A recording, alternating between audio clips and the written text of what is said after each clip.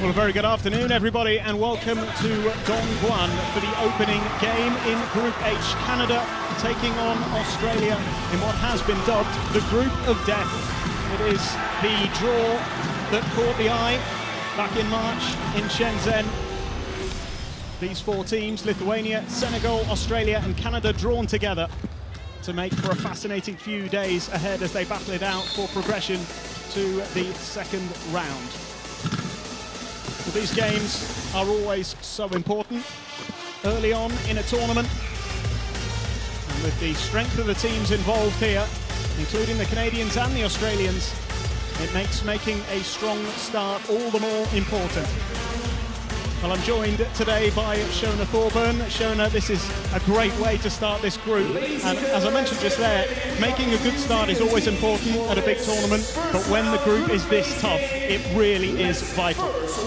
Yeah, Oscar, you're exactly right. I mean, talk about having your first game of the tournament be one of the hardest games that you're probably going to play in this group, and then knowing, you know, if you win, you can breathe a little bit, but if you lose, I mean, knowing that you have to win the next two games, it's a scary feeling. So for both of these teams, I mean, obviously, if you kind of look statistically, historically, I think the Canadians are the underdogs tonight.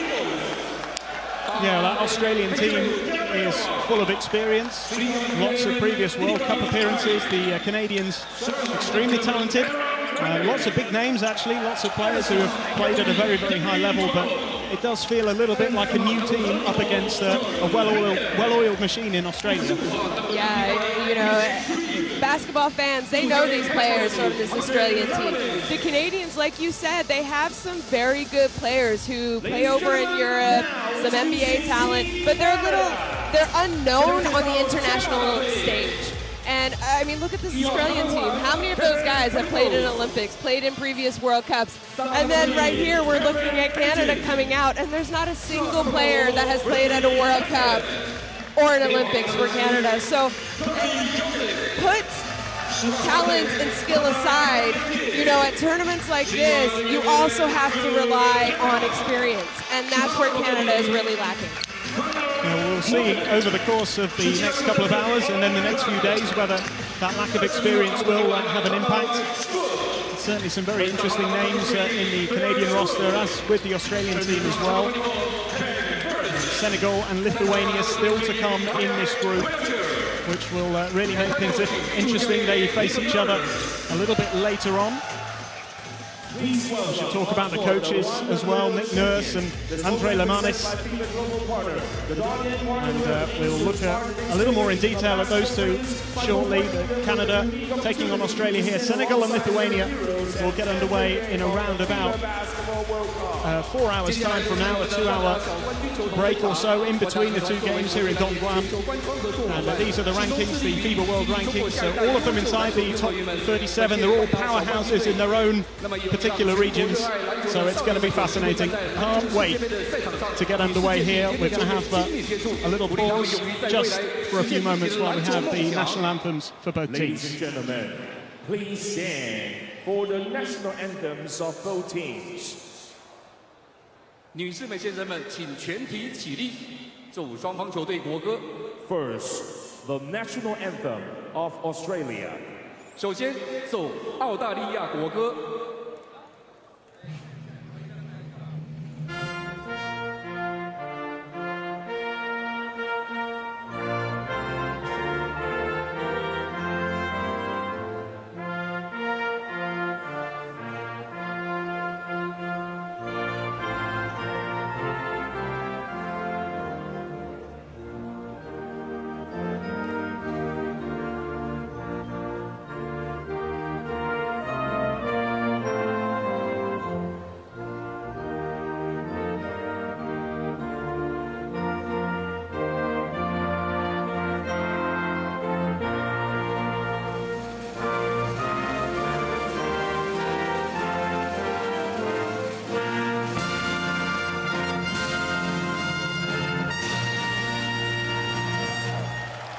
And now, the national anthem of Canada. 奏加拿大国歌。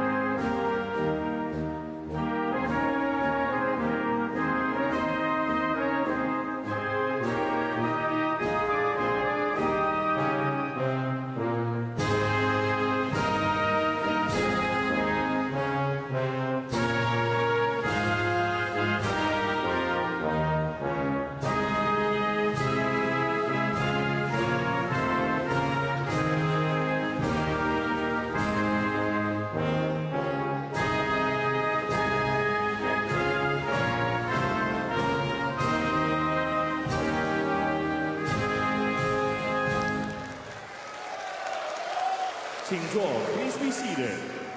Please thank our wonderful champions as they leave the court. Well, always such a special moment for any country taking part in a big tournament.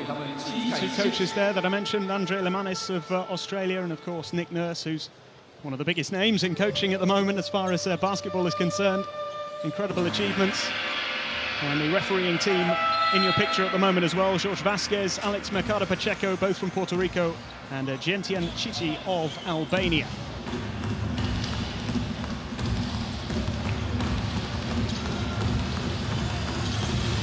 So looking at these two rosters, as we've mentioned already, there is quite a big difference in terms of international experience, and those two coaches as well.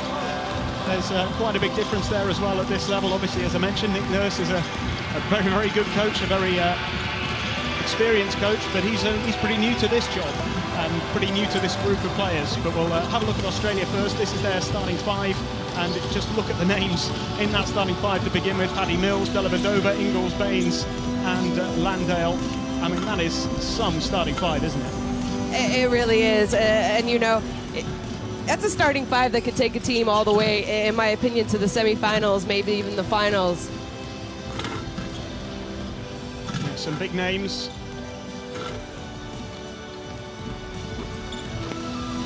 So they're showing Paddy Mills highlights, but that's actually Joe Ingles, who, it's funny it's in slow-mo because his nickname is actually Slow-Mo Joe. So it's kind of fitting. I mean, he's definitely a leader of this team, and for him to kind of get going will be very important. You want him to get going early in this game, and it'll carry on throughout the tournament. Let's have a look at Canada's starting five as well. Kevin Pangos, Corey Joseph, Melvin Ejim, Ken Birch, and Kyle Wiltshire. That's a pretty strong starting five, plenty of experience there. Yeah, you know, and we didn't really know if Corey Joseph was going to be in the starting lineup along with Kevin Pangos because he hadn't been with the team. He was with them during their Nigeria series, so it was kind of a little bit of a question mark. Obviously, Coach Nurse decided, you know what, I feel good. I actually think this is a pretty good idea in my opinion. I mean, he's one of the veterans of this team. There's a reason why in previous years he's been a captain. There you see Corey Joseph, 28 years old, a lot of NBA experience. I think it's a good idea to put him in the starting lineup because you need someone to guard Paddy Mills. You do not want Paddy Mills to go off for Australia. And I think Corey Joseph guarding Paddy Mills is a great lineup decision from Coach Nurse. And what about playing Pangos and Joseph together? Well, yeah, I mean, both of them are point guards, really. They're true point guards. So you're going to have to ask one of them to play off-position shooting guard. I could see that being Kevin Pangos. I think he has a better outside shot than Corey Joseph. Let Corey kind of be the creator, distributor, and let Pangos come off the screens, kind of be a threat from the outside. Andre Lemanis in a picture there, 6 years rather in charge of the Australian national team, so he's been building this for a long time, and many people suggesting that this is maybe the strongest ever, or one of the strongest ever Australian squads, certainly one of the strongest in recent years. But Nick Nurse here, the Canadian head coach, he has got the magic touch. That has been the case recently. Can he transform that to the international stage? Time will tell. A really, really tough test to start Group H. It has been dubbed the Group of Death. Senegal and Lithuania both involved as well. All four will have high ambitions and big expectations coming into this tournament. And we are almost ready to get underway here in Dongguan.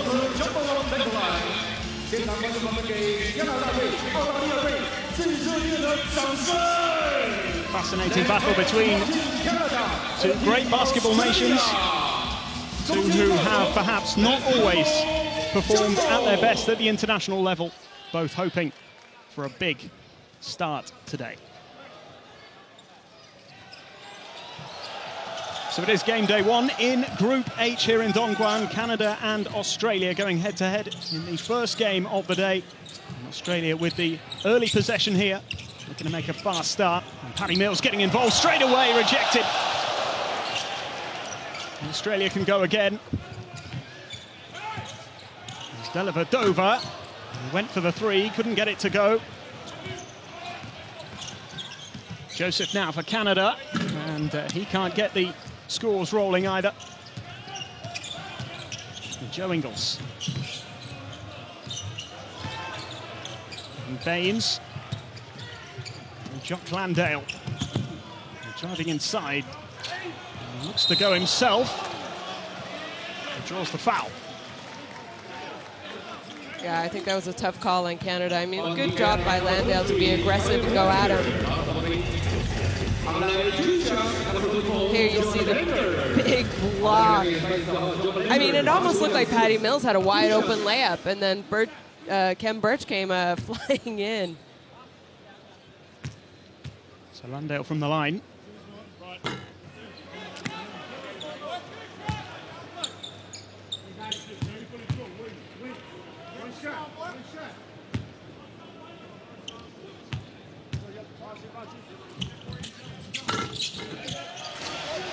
First point of the game goes to the Australians. Landale making the second of his 2 free throws. Can Canada respond? Here's Melvin Ejim and Joseph. Still Corey Joseph, and he gets the 2, and Canada are up and running. And you know, these two teams actually already played each other in exhibition series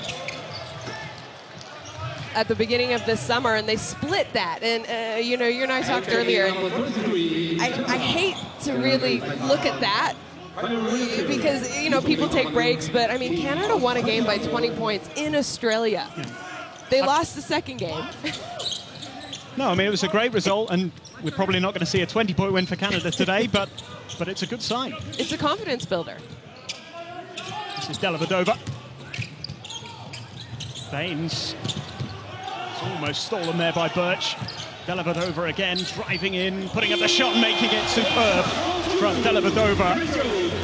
And you know, that's disappointing for Canada because that was, what, 23.5 seconds of superb defense, and then Dellavedova, the whereabouts to no shot clocks running out. Big rejection there from Landale. Australia starting to hit their stride here as Ingles puts up the 3 and gets it.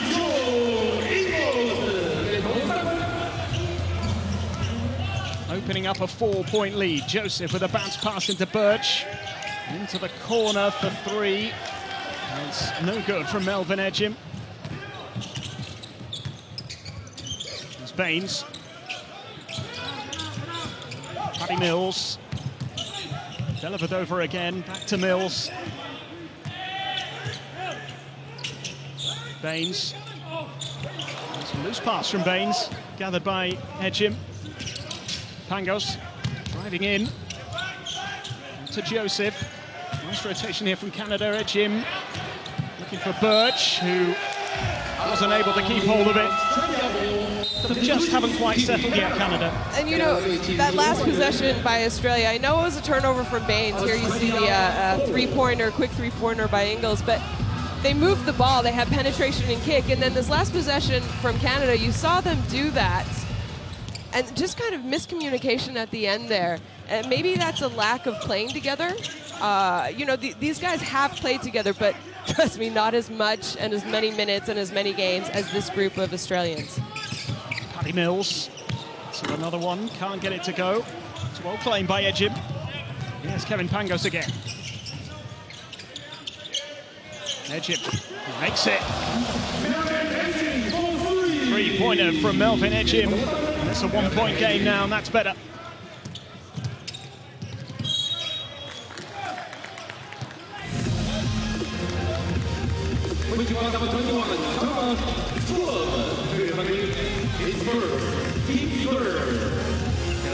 Foul called here.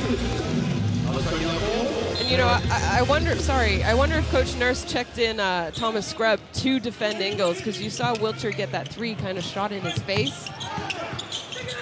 Birch staying strong there, but Landale gets a second chance and puts it away. And you know, again, pretty good defense by Canada, but they just can't really come up with the ball at the end. There's Ejim. Birch. And Pangos here.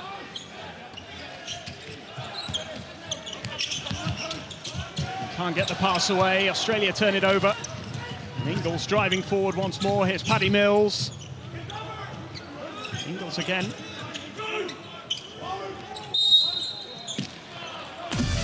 Another foul called. Some good defensive work from Canada, as you were saying.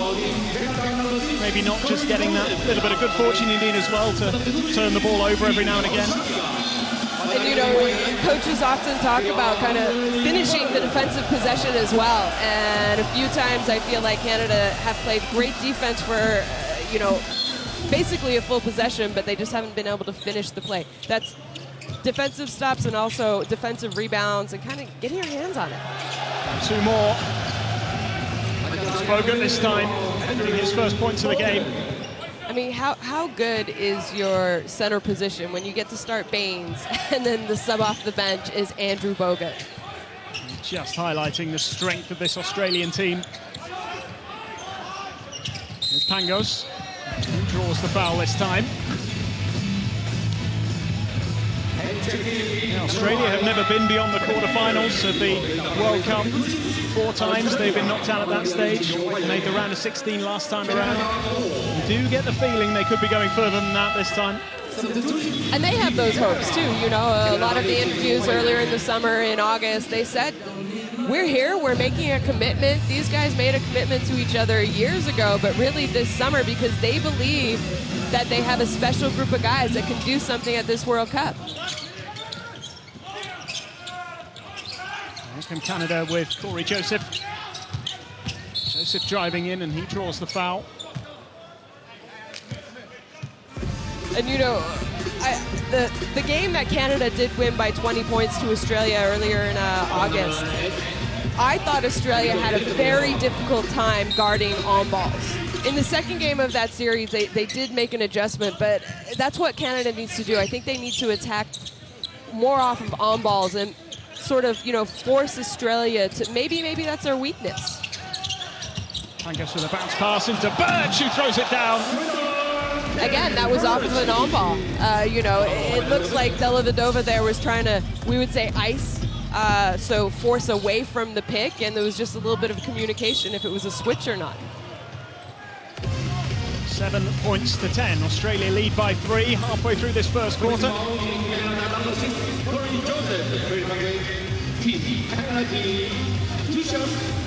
I mean, there you go. You saw Bogut switch out onto Pangos. Wide open dunk for Birch. This is concerning. You know, we have Patty Mills here going to the, that's also Joseph's second foul. Patty Mills is going to the free throw line with 5 minutes left in this quarter, and Australia are already in bonus.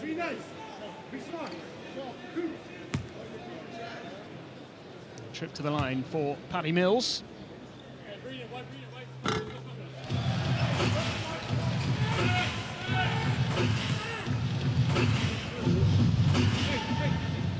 Makes the first one, the 31-year-old.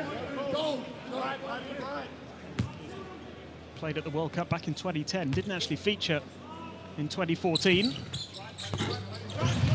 And you know, Patty Mills and Corey Joseph were actually teammates together in San Antonio.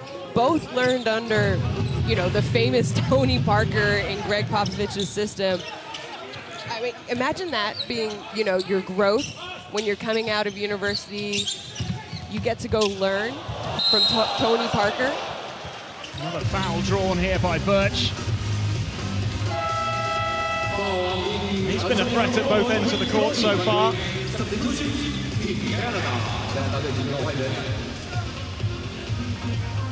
A swarm of Australians around him there. Yeah, you see the Australians a little disappointed with the call there, and maybe rightly so. But again, that open layup and look from Phil Scrubb to Birch was because of a pick, and they were icing, forcing away from the screen, and there's just kind of a miscommunication whether the bigs are staying and just helping or if they're actually switching with the guards. Back to a three-point game again. 12-9, the Australians lead here. A little over 5 minutes gone in the first quarter. It's an intense competitive start to the game, as expected. Here's Dellavedova. Landale goes for the three and knocks it down from distance. How good is he going to be? I mean, he's one of the youngest players, but he is the youngest player on the starting five, but he's a special player. Scrub unable to convert at the other end. Australia just starting to open up a bit of a gap here as Bogut just floats one up. It doesn't go. Dellavedova recovers. Mills. Double dribble. Traveling cold.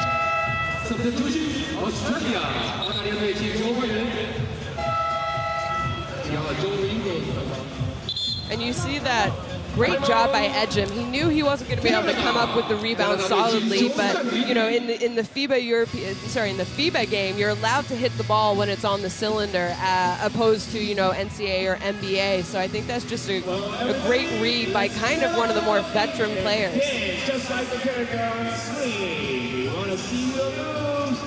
大家看看他模仿一下，我们一起站起来，一起动起来吧。Ingles and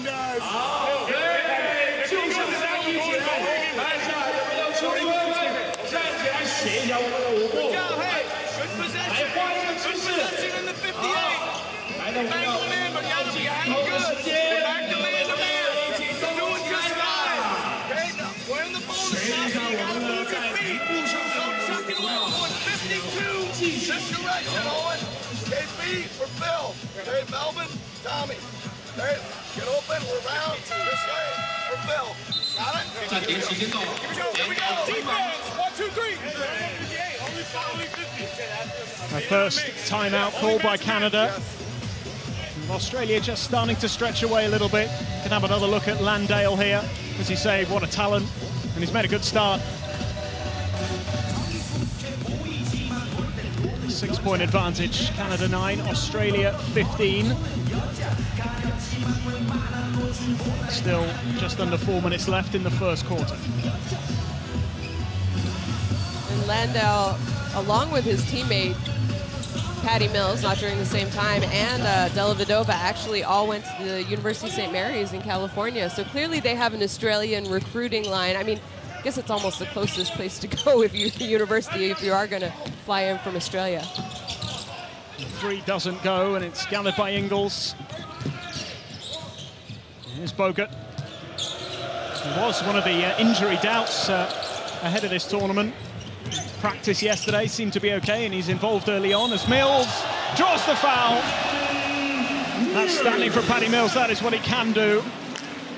And Australia now just starting to pull away, 8 points clear. The free throw still to come, of course.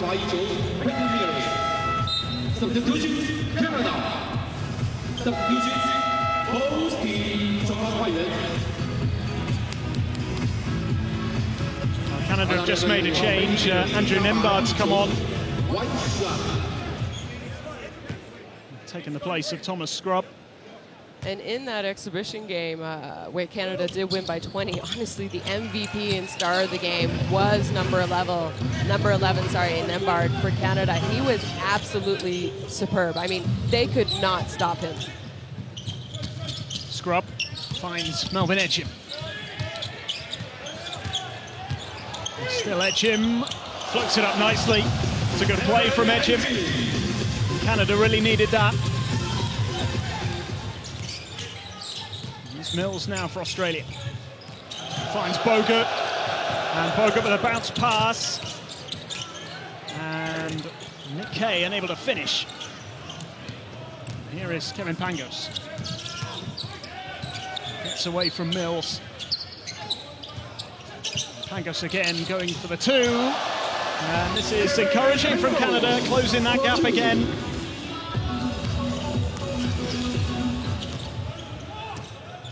They needed to respond, and they have done. Here's Goulding. Bogut, Goulding. Looking for a way through. I mean, that was a great move by Goulding. Kind of attacked the switch and the big there. Here you see him with a little bit of a hesitation, step through. And I mean, really, if you talk about Goulding, he's known as a three-point shooter and a shooter. So you kind of have to play that. You have to be aggressive with him on the outside, which, you know, if he does get into the paint, you're so worried about him shooting, and then what a great kind of, you know, little step through, get to the rim, and one. And again, I mean, look at the foul count for Canada compared to Australia. This is a little bit worrisome for me. I mean, it's only the first quarter, and you have players picking up 2 fouls each in Klassen and Corey Joseph. I mean, it's not what you want to see if you're Nick Nurse this early in the game. Certainly not, with plenty of the first quarter still remaining.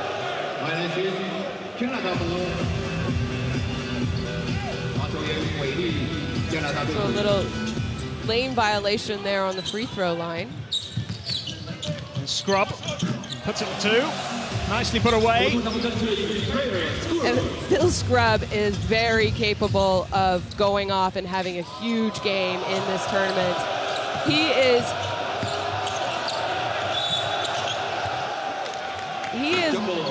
most likely, I'm sure if I say this, people are going to give me other suggestions on social media, but I would say Phil Scrub is maybe the GOAT of the CIS. It's called the U Sports system now, but at Carleton University, he played all 5 years under an incredible coach, Dave Smart, who was also, you know, a part of the Canadian men's basketball program.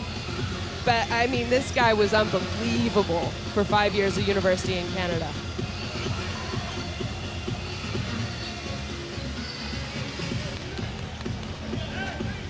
So 5-point gap here.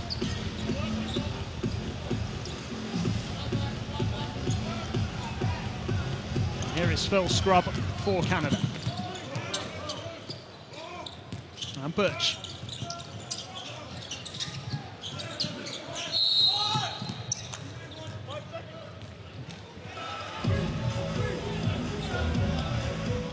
Foul called again. It's Ingles this time.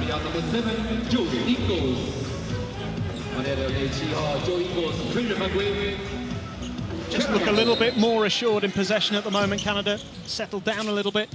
Here's Phil Scrub. Puts up another 2 and gets it. He's having an impact here. Leading the fight back for the Canadians, who have cut the gap to 3.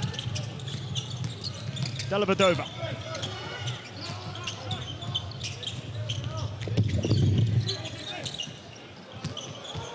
Goulding gets it. Super layup from Chris Goulding. And what a great job attacking. Again, they are so worried about his ability to shoot from outside that they have to play him really close, and that opens up the driving lanes for him. Nembhard. And the shot from outside is good. Heslip delivers. Bit of a 3-point specialist there in Brady Heslip. Yeah, I think 3-point specialist is maybe a underrated term almost. You know, some people kind of compared to his shooting ability to a Steph Curry type of a shooter. Really, I mean, this guy has records wherever he has been from shooting the 3-point shot. If he finds his range today, he will give Australia all kinds of problems. Here we go again. Absolutely flawless. He's only just come into the game.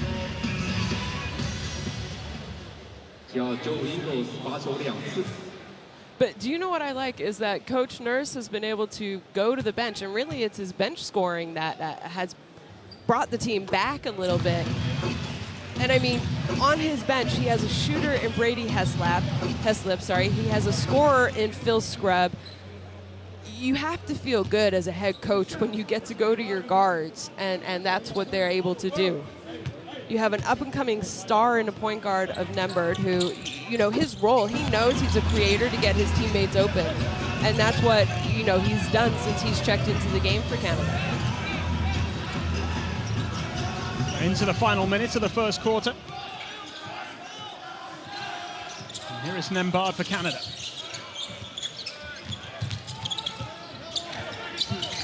Open edge. Long 3-point attempt, no good. Scramble for possession. Decision going Australia's way. And they've really hurt themselves with the fouls in this first quarter. A lot of trips to the free throw line for the Aussies.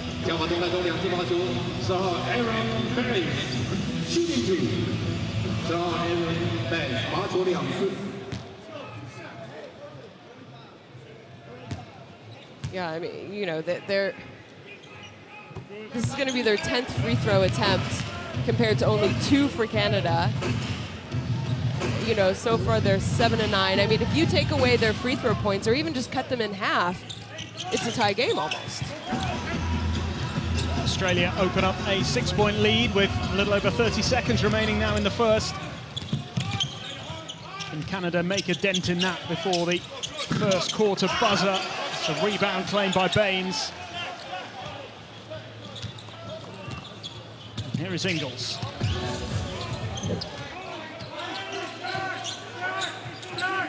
Pretty much no difference between the shot and game clock here. Australia can run the time down and maybe hit Canada where it hurts with Goulding, who drains the 3. That could be huge. It's a huge boost to the Australians at the end of the first quarter. They've restored a 9-point lead. How about this from Goulding?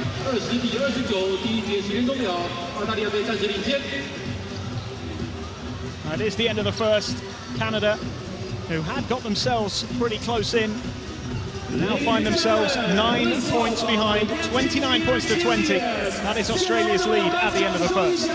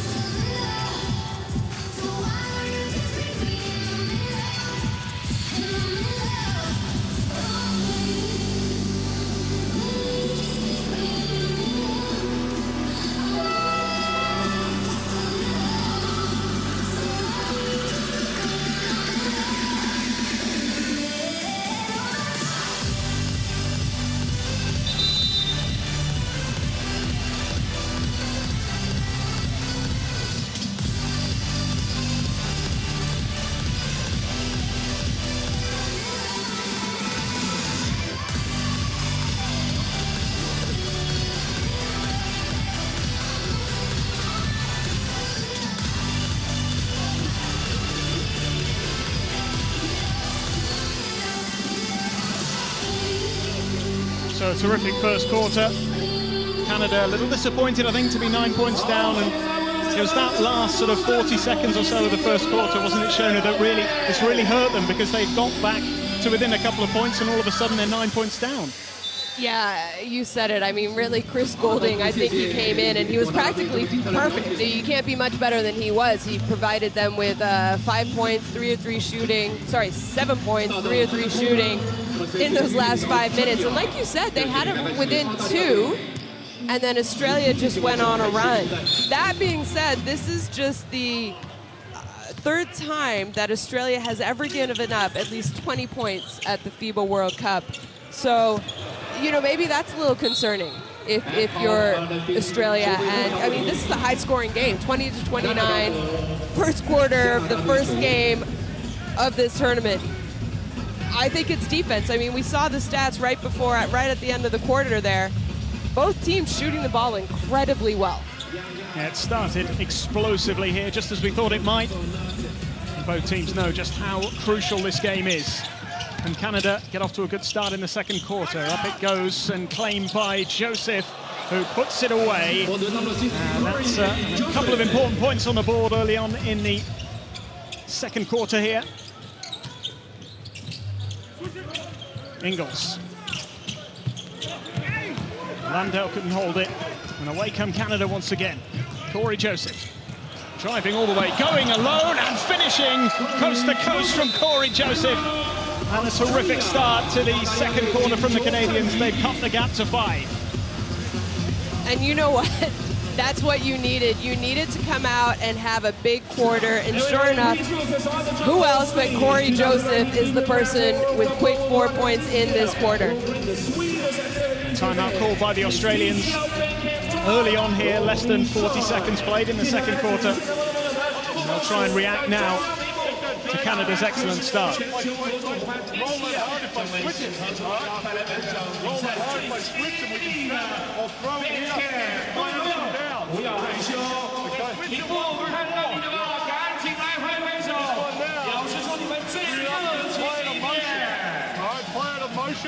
Go ahead and get let's coming behind him. We've got Beans here, we've got Jock here. So come over the top, Jock, you flash that.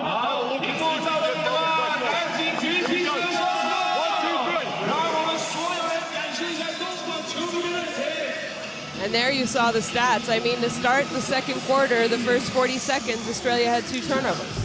You can't have that at this level in such an important game. I mean, they're already in the group of death, and they're having to play a competitive team, maybe a little unknown team. I mean, the rise of basketball has been enormous in Canada, but as far as experience, these guys are unknown. I mean, they don't know each other at this level because they haven't played in the World Cup. So Australia looking to get back control, and there's the throwdown from Baines. It takes Australia into the 30s. There is Corey Joseph. Gets it back from Birch. Oh, nicely done again by Joseph. He's really stepping up early in this second quarter. I mean, he had those 2 early fouls in the first quarter, so he really kind of had to go to the bench for the second part of that first quarter. It's Ingles. Landale. Dellavedova for 3, gets it. More exceptional shooting from the Australians. Keeping Canada at arm's length at the moment. It's Phil Scrub. The offensive foul called.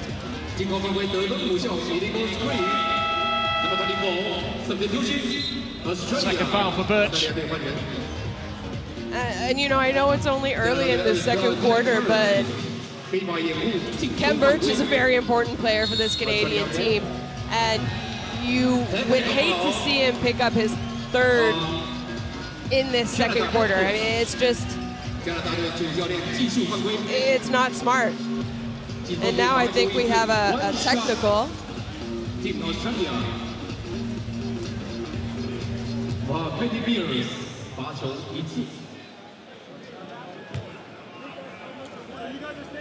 On Coach Nurse. And you know what? I actually like that call like that call. It was definitely a technical. I'm sure it was very warranted, but I understand his reaction, and sometimes you want coaches to know that they have your back as players, and maybe this will kind of get the guys going. You know, he stepped up, he took a technical. It's a super block there, and this time Canada do get the defense right.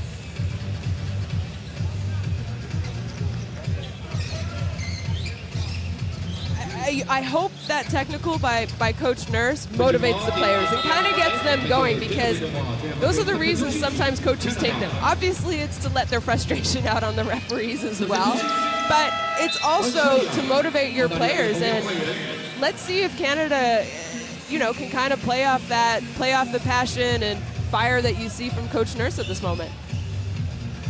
But it's back to a 9-point game. Heslett finds Joseph. And Joseph puts another one up, doesn't get it to go this time, and Landale with the claim. It's a foul by Mitch Creek.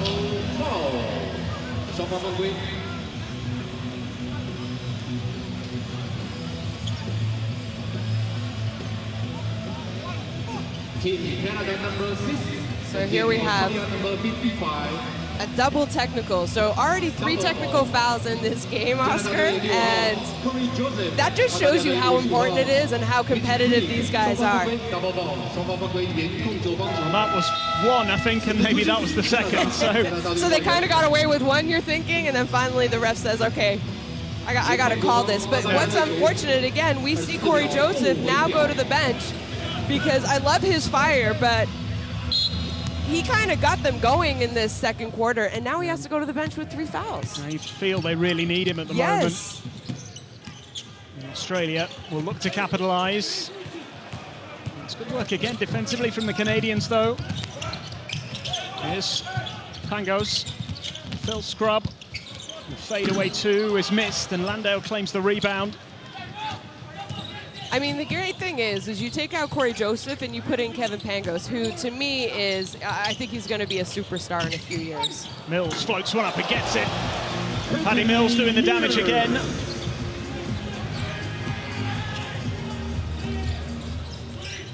He's had a good start to the game, as you would expect, the 31-year-old. Pangos here for Canada. He floats one up, looking to go in off the glass, and Klassen claiming the rebound and drawing the foul.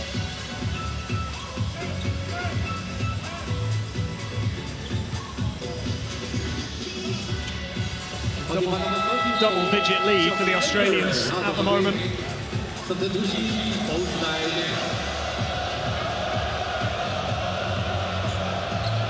Free throws coming here.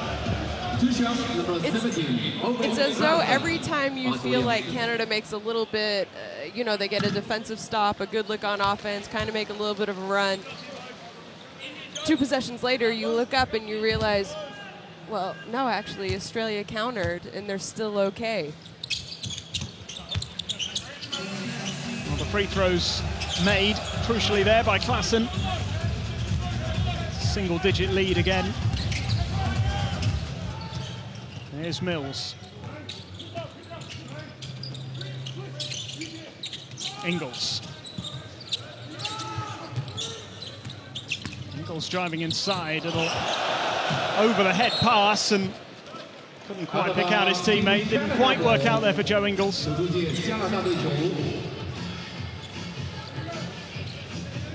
We've still got to maintain their discipline here, Australia. It's a good size lead at the moment, but we've seen Canada close this kind of gap already. No reason to think they can't do it again. Here is Pangos going for the 3. Klassen looking to follow up with the rebound, unable to. And Mitch Creek drawing the foul. Scrub, the man penalised. And you know, speaking of Mitch Creek, he was actually cut from the team in August. You know, he was there for some preparations, and then they cut him, and they brought him back when Xavier Cooks got injured. But he really is someone who has kind of been a go-to for this Australian team, especially during the qualifiers. Lovely handoff by Ingles and thrown down by Bogut. Big play from the Aussies. And that double-digit lead in evidence once again. But really, that was created by Ingles. I mean, he has such an ability. He's kind of known as a shooter, but especially last year with the Utah Jazz, he played a little bit more one because of injuries and whatnot, and I think he's really excelled at his passing because of that. Oh, what a play from Canada. Klassen throwing it down. All the creativity coming from Kevin Pangos. Great response from the Canadians once more. Landale with the open 3 in response, no good. And Wiltshire claiming a comfortable rebound. There's Scrub and Wiltshire going for the 3. And the rebound is gathered in by Bogut. Landale. Freak. Bogut. And Ingles for 3. No good this time. Here's Phil Scrub. There's Klassen on the outside going for the 3. Creek gathers his Ingles, Australia Moving it quickly into the corner for Ingles to go for the three. The follow from Landale, who throws it down. Superb from Australia.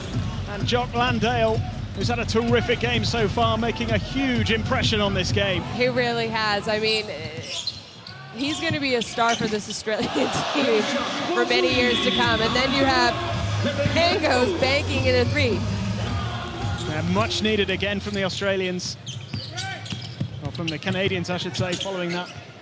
Good passage of play from Australia. And how about that from Andrew Bogut?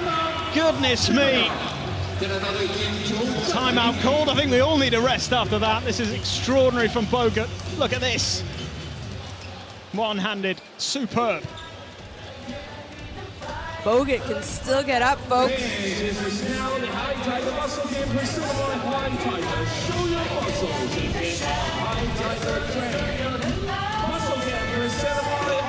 Canada call the timeout.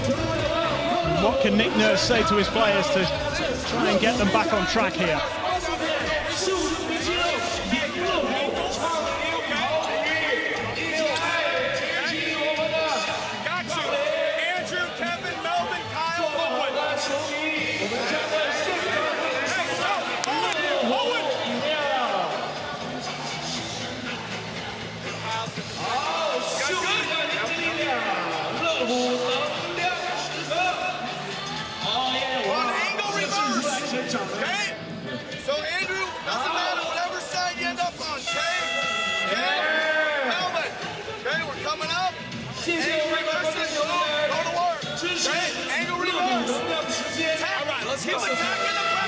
Doing okay. You gotta protect the rim better.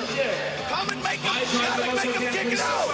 We're doing a good job on the three-point defense. Too much at the rim. Okay, let's go. Here we go. Defense. 1, 2, 3.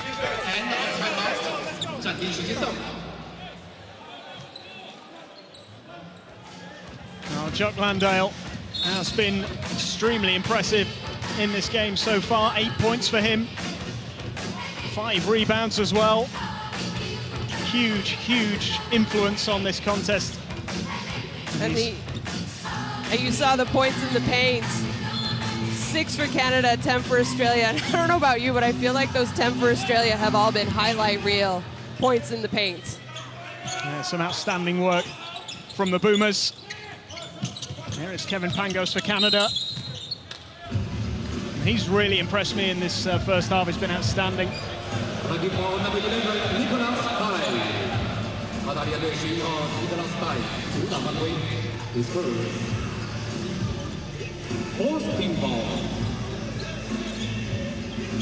Australia with more fouls in this second quarter so far.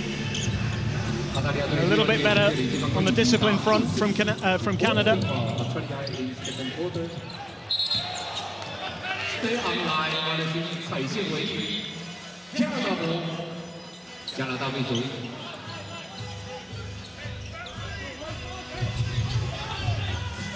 It is still a 10-point lead for the Australians, though. It's Melvin Edgem. Edgem out to Pangos for 3. Very nearly draining it. There's in and out there from Pangos. And I feel like Canada has been getting good looks. It's just defensively, they're not getting stops. I mean, Australia are knocking down big shots, but their shots have been open. They've got offensive rebound putbacks. What's hurting Australia the most right now is turnovers, and we just saw another one, a little bit of miscommunication. And I mean, I'm shocked already to see 9 turnovers for this Australian team. And maybe Canada deserve the credit for their defensive work, certainly on that front. As Pangos goes in alone, floats it up. That's superb from Kevin Pangos.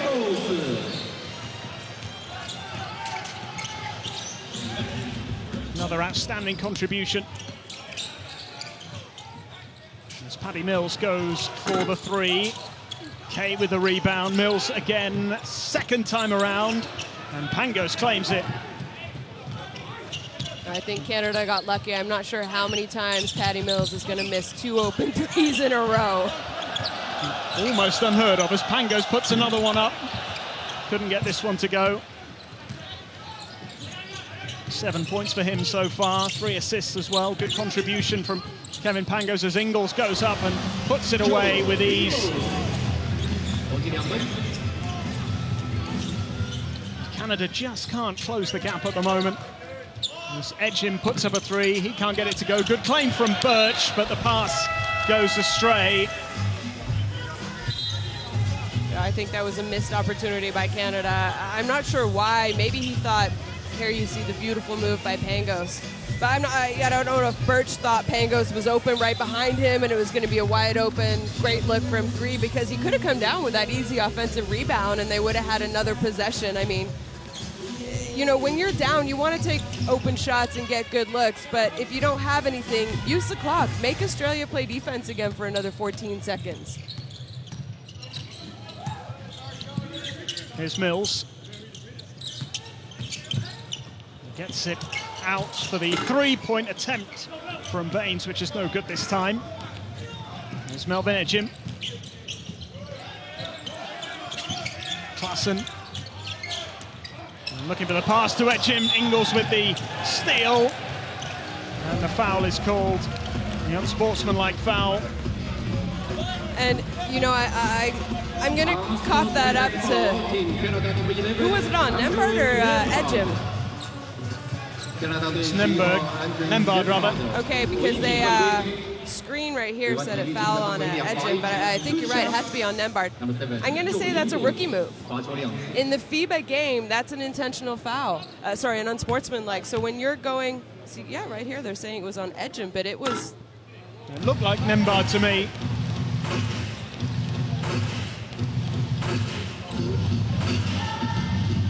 Okay, so yeah, it's just for fans what you're watching, but actually on the play-by-play, it is given to Nembhard.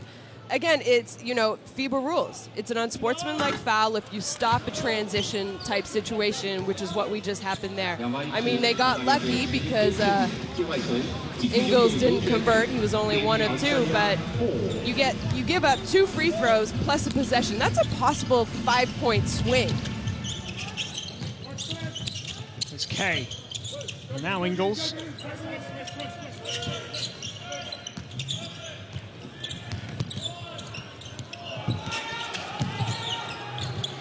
Ingles puts up the shot and makes it right on the buzzer. Joe Ingles damaging Canadian hopes again. And again, that was, I'm not sure Thomas Scrubb could have played better defense than that. But talk about clutch and a shooter. Joe Ingles just makes him pay. Another turnover, and Mills looking to find the space. Baines using his strength and finishing well. And Australia reached the 50-point mark and open up a 15-point lead for the first time. Pangos now for Canada. They need a big 60 seconds or so here. Edgin going for the 3, no good. Claimed by Mills. Can the Australians do even more damage here? It's Kay. Hand off to Mills. Oh, the no-look pass, and Kay finishes! 2 more for the Boomers, and they are flying.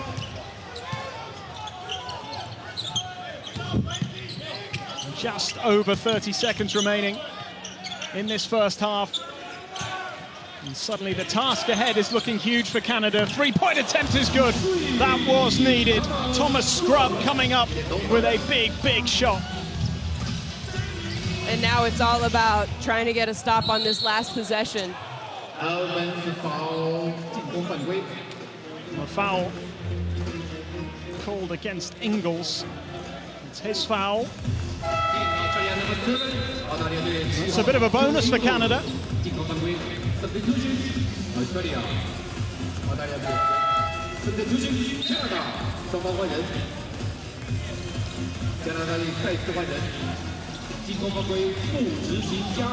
14-point lead as things stand. Just 13 seconds remain in this first half. What can Kevin Pangos produce here in the dying moments? A bounce pass and floated up and in by Wiltshire. And Canada get a couple of vital points on the board as the buzzer goes for the end of the first half. and it is still a big challenge ahead for the Canadians. This is how the half finished. Wiltshire getting the 2, which was absolutely vital, but it is a 12-point lead for Australia at the half-time interval, 52-40.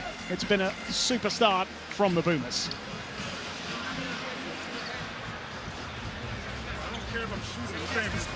And then here you see the field goal shooting percentages for both teams. I mean, 59% for Australia. It's just way too much. Canada has to play better defense. Look at that. They're out-rebounded 20-11. I mean, really, if you're going to say something bad about Australia, it has to be the turnovers. But I think defensively, if Canada wants to get back in this game, they have to play better defense. It's going to start with defense that's going to produce offense for them. Really, if you're Australia, cut down on your turnovers and keep playing like you are, because I think they've done a great job. Yeah, they've shared the scoring amongst them, the Australians. A lot of big performers in that first half. Can Canada turn it around in the second half? 40-52 is the score at the halfway stage. We will be back very, very soon with the second half.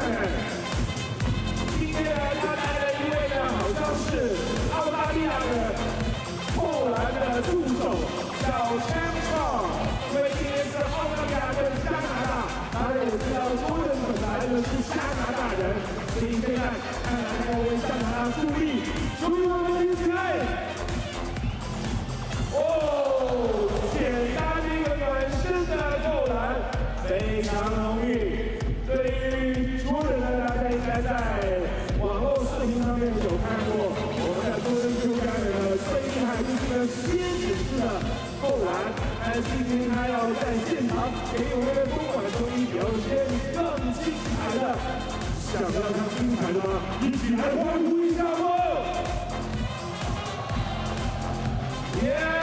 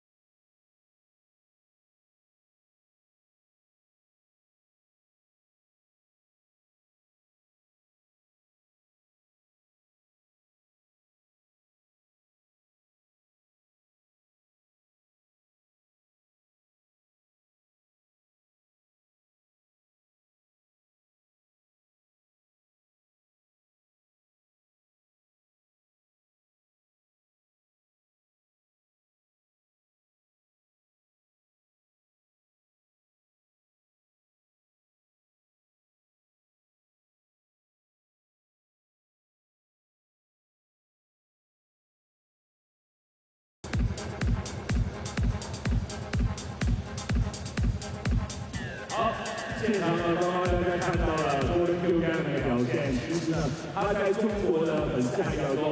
看到有什么话要跟我们的粉丝说 ？Alright, anything you want to say to the fans here in China, the fans here in Dongguan? Thank you so much for having me out. All China fans, this is the best. Thank you so much.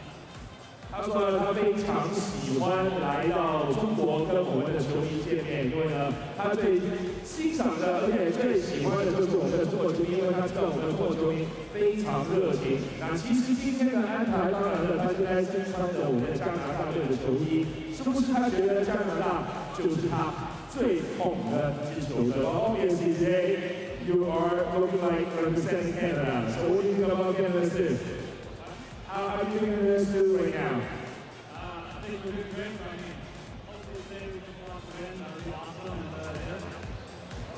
Go Canada! Alright， 希望他们呢会有更好的表现，请我们现场观众再一次热烈的掌声，送给我们的超级头奖Golden Q Gannon。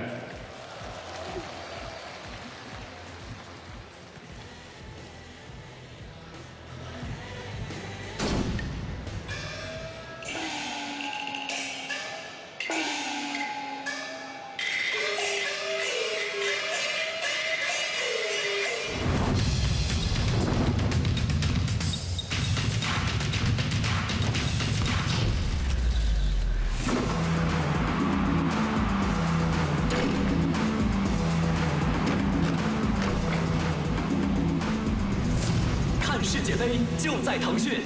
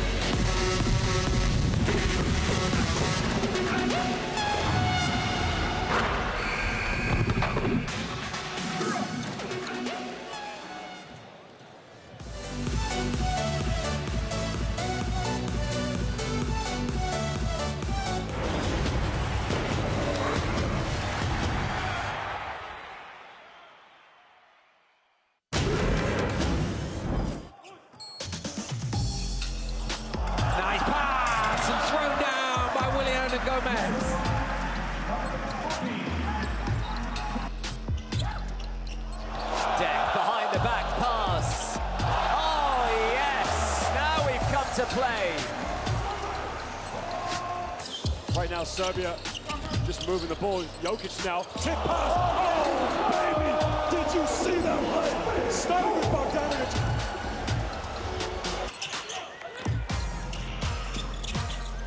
Ball fake. And then, unbelievable shot on the way down with a nice spin of the ball. Got to get it in. It's in. Well, he breaks through, but he gets to win it. And Puerto Rico, who looked buried, have come all the way back to win. Some huge shots from Huertas has done the damage. My parents gave me away, so I had no purpose in this life. Yeah.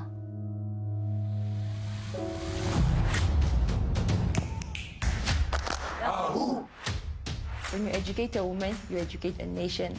It's a quote from Nelson Mandela, by the way.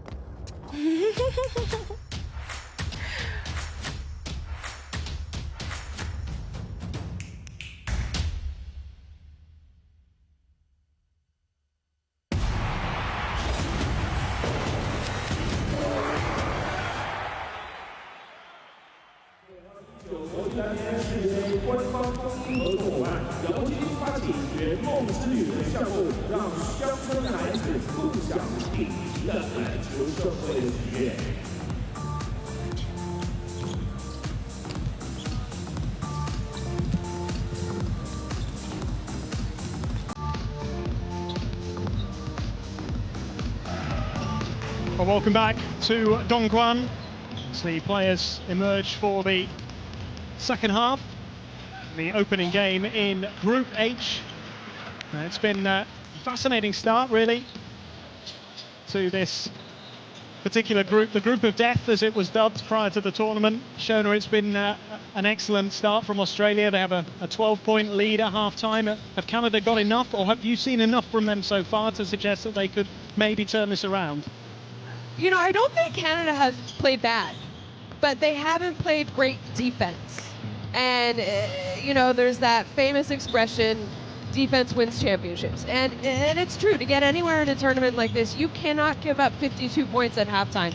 I mean, this is only the second time where that Australia has scored 50 more points at a FIBA Basketball World Cup game. Last time that was in '94. So it's not a good stat to be on the other end of that. But really, offensively, they haven't played bad. I'm concerned that they only went to the free throw line 4 times compared to 13. I mean, that's a big stat. Here you see Landale. He was great for them, especially early in that second quarter. It's not over. There's 20 minutes left. That's a lot of time. We know Canada can shoot the ball. They have shot the ball decently well, but they've also let Australia shoot 75% from 2-point range. They're only shooting 33% from 3-point range, but I feel like they've had a lot of open looks from 3. They've just missed them. You know, we saw the 2 Patty Mills back to back, which he doesn't miss those shots too often. So if you're going to leave players open for Australia, they're going to make you pay, and it comes down to defense. I think the scary thing, I think, from Canada's point of view that we saw in that first half was every time they did make progress, every time they started to put some pressure on Australia, Australia just went up another gear, and they look like they have that. They look like they can turn it on, and they can actually, they can go again. And I mean, if they do that again in the second half, then it's just going to be very, very tough. Yeah, and you know, Australia had 10 turnovers. I mean, 20 for a game is not, like, you can't be playing in a medal game averaging those kind of turnovers. So imagine they had cut those turnovers down by half, what they could be up by. But, you know, we saw a great start. Corey Joseph at the beginning of that second quarter. Unfortunately, again, he had to go out early because he picked up his 3rd foul early. Maybe that's the kind of start that we need. Here you see it, 8 points, 1 steal. Canada needs him. I mean, they need him to stay on the court, so he cannot pick up his 4th foul early here. He has to play differently. He spent 8 minutes on the court in that first half. It's not enough. They need more from him. I mean, imagine he spent 40 minutes and had 40 points. I mean, he's got a great average right now, so we need Corey Joseph if you're Canadian fans. Australia, everyone's really stepped up. I'm a huge fan of Joe Ingles, and I think he's great. He already has a few rebounds, a few assists, 10 points, a couple steals. He's just such an all-around player, so he can be an all-star at this event if he wants to. Yeah, he's certainly been impressive. And Australia are so strong. We knew that coming into the tournament, and the points have been spread around quite nicely as well. Joe Ingles, the only man in double digits so far, he's got 10 points. But the likes of Bogut and Mills both have 8, 7 for Goulding, 8 for Landale as well. Hey, our ball score here gets it back to 10 right at the start. And then get your defense. Let's talk more about Canada's defense. They've lost 9 out of the last 10 games at a FIBA Basketball World Cup where they've given up 50 points. That's not a good statistic for you to be on. I mean, the chances of you winning after you let 52 points happen in a first half, it's difficult, but it's not impossible. Well, a hugely experienced Australian team will look to hold on to this big advantage. I suppose complacency would be their biggest enemy here. If they let up a little bit, they might just let Canada in. The opening minutes of this third quarter are going to be absolutely vital. Canada need a strong start if they are to pull this back. We're almost ready to get underway in this second half. Will be Canada to get things going again. So here in Dongguan, it is the third quarter of the opening game in Group H. Canada 40, Australia 52. And Canada need a fast start here in the third. They're to try and cut the deficit here. Birch goes for the 2 and gets it. That's a good start. It's now a 10-point game, and Ken Birch making no mistake there. Dellavedova for Australia. Looking for Landale. It's a terrific play from Joseph. Exactly what we want to see from him at the start of this third quarter from a Canadian point of view, as Joseph banks in another 2, moves into double digits. And there you go, Shona, just as you were saying, he is so important, as there is another turnover, and Pangos will lay it up and makes the 2. And this is a really good start from Canada in the third quarter. 2 turnovers by Australia, 6 points to start the quarter. I mean, that's exactly what you needed if you were this Canadian team. That being said, again, turnovers and Australia, I don't really get it. I mean, that last one by Kevin Pangos was just great on-ball defense. But the one before that, Dellavedova, with the turnover, kind of looking for Landale from the pass. Don't force stuff. You're already averaging a lot of turnovers so far in this game. Calm down a little bit, get something. We know Australia are good when they move the ball around. Landale looking for Mills, who finds a way through and gets the pass out. Lovely rotation here from the Aussies. The 3-point attempt, though, is no good, and Wiltshire claims it. Canada on a 9-0 scoring run at the moment.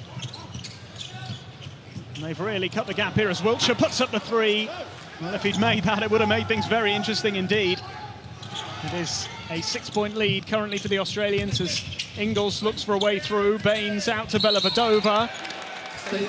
Dellavedova just stepped out of bounds there, and you mentioned complacency at the start of this second half, and it just seems to have crept in a little bit. Well, I mean, when you score 52 points in 20 minutes in the first game of, the 2019 World Cup, maybe you do relax a little bit, and that's what I think we're seeing by Australia. And Canada kind of had to put, they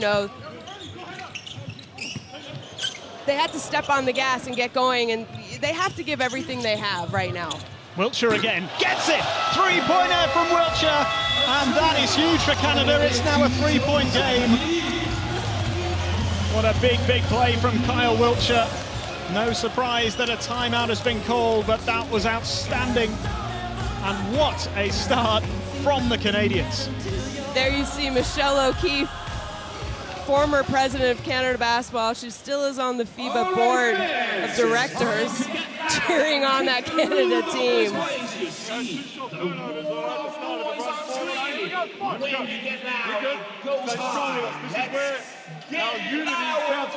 And really, in my opinion, it started with defense for Canada that led to their offense, and that's what we needed to see more of in the first half. They've proven that they can score. I thought offensively at times in the first half they played okay, but they just gave up way too many easy looks. So it's the intensity. Here you see field goals, points off turnovers. Just in this quarter, look at that, 7 points off turnovers. I mean, turnovers has been the Achilles heel for this Australian team. The thing is, I think it's something that they can fix very easily. And that being said, if they do fix this, they might be fine. It's certainly been a tremendous start here from Canada in the third quarter, just what they needed. Andre Lemanis, the Australian coach, will be pretty furious with his players, I imagine, having let that big lead slip so quickly. Down from 12 to just 3 in less than 2 minutes. That is far from ideal. They had a 17-point lead in the first half at one point. So now to only be down 3 points, Canada has to be feeling good. How will Australia react? They reacted well every time in the first half. Here's Baines. And Baines with a hook shot. It's no good, and Australia just can't get any points on the board at the moment. Here come Canada again. Corey Joseph easing his way through and floated in by Birch. Would you believe it? After 2.5 minutes of the third quarter, it's a 1-point game. But don't you feel something? I mean, they just look like they have a different look in their eyes. A great response from the Australians. That was needed from Dellavedova. 8 points for him now in the game. As Pangos with a no-look pass, thrown down by Birch. What a statement from Canada. What a play from the Canadian team. Wow, that has to be a highlight of today's events. There's Dellavedova, swatted away by Birch. And look at this from Canada. The unsportsmanlike foul called. Well, I don't know what Nick Nurse is saying in these halftime team talks, but my goodness, what a response. Look at this play, Pangos and Birch combining superbly. I've been so impressed with Kevin Pangos in this game. How good is he? Right there, you know, he knows as a point guard that Birch is going to open up. So the best thing for him to do is kind of draw the defense away, and that's what he did with that no look, kind of to divert them, make them look somewhere else. But, I mean, I think there's a reason why a lot of people have kind of compared Kevin Pangos to Steve Nash. Texas tongue tap.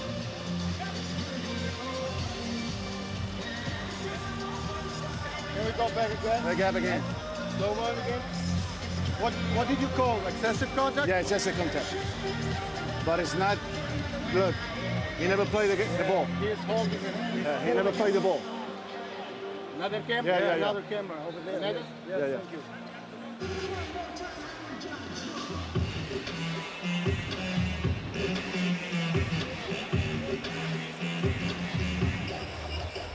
Yeah, it's exclusive. Yeah. Okay. Conclusive. Conclusive. Yeah, US. One life. So there, you know, we got to listen to the referees explain why they went ahead and made that unsportsmanlike call, and you heard them say excessive contact. Landau was trying to argue that he went for the ball. Yeah, maybe he went for the ball, but he didn't get anywhere near the ball. He clearly got both of Corey Joseph's arms, and I thought that's a good call. We also heard the backup reasons why the ref called it. It was excessive contact. It slowed down the transition and the most likely easy two-point basket.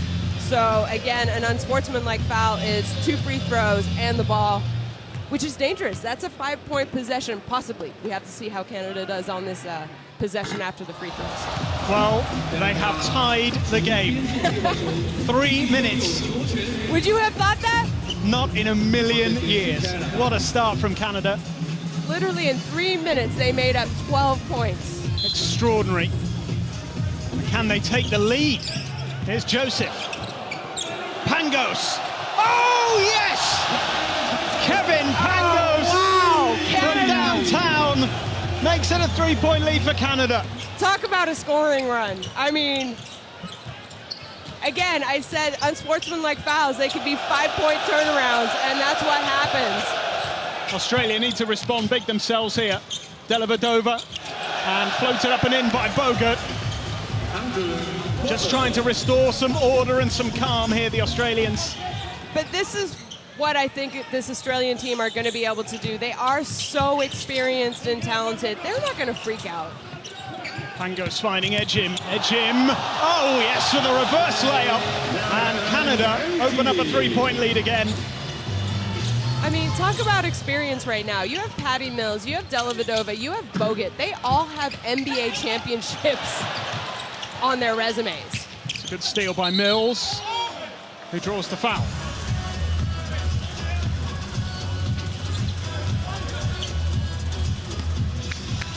Well, how about that man, Kevin Pangos? Just extraordinary. But it was all started with the aggressiveness of Corey Joseph, and you know, we saw him come out aggressive in the beginning of the third, had to go to the bench. And has he ever been a game changer early in this third quarter for Canada? Pangos again. Can't get it to go, but the follow's good from Birch. And 2 more on the board for Canada. Little flex of the muscles there. Dellavedova.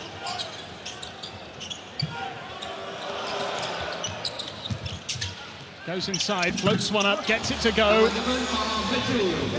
So there you saw Canada kind of in what looked to be a type of a box and one on Patty Mills almost. Pangos. Wiltshire going inside and draws the foul.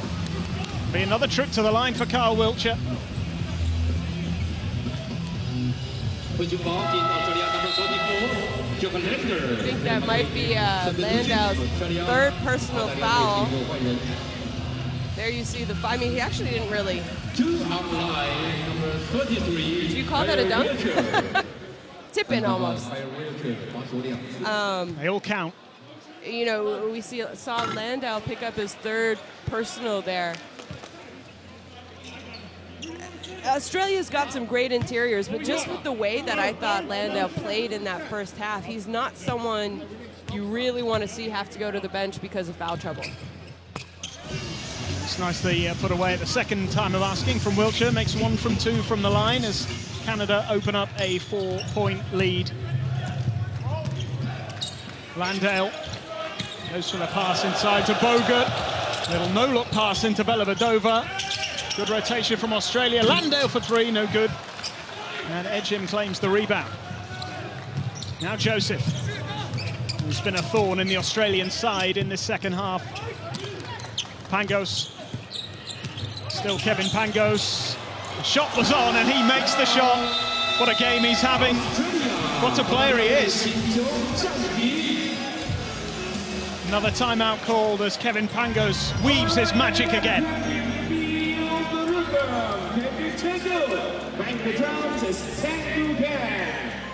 Extraordinary 6-point lead for Canada. Just an incredible comeback in the second half. Let's hit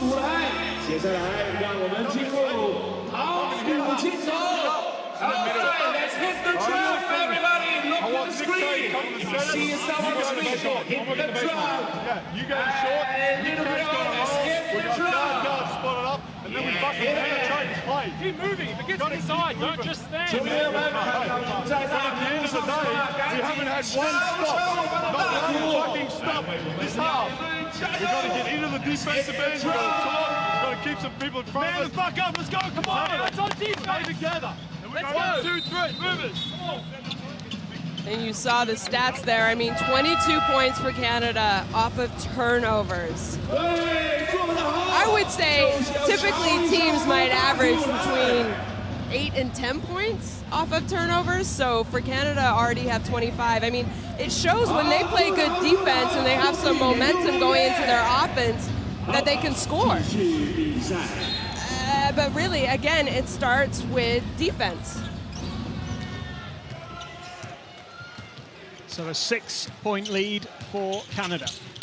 And then again, we see Canada in that box and one on Patty Mills. You see Kevin Pangos guarding him. It is the 2 for Goulding. Canada can't afford to let up here because Australia can come back at any moment. And I think that's a smart move by Australia to have Goulding in there, because really you got to punish that box and one that Canada's trying to play defensively. Joseph, Pangos, and Edgim for 3, no good. And rebound claim by Andrew Bogut. Belobadova. Battling with Pangos. Here's Nick Kay. Kay goes alone. Can't finish, but the tip in from Bogut. Australia closing in again, back to within 2 points. Pangos here for Canada. Gets it out to Birch, who's got all the time in the world but can't make it count. And the foul is called. And you know, one of the most difficult things when you kind of play a zone or maybe a junk type defense is boxing out. And here they weren't able to box out. I mean, good job by Bogut to stay with it.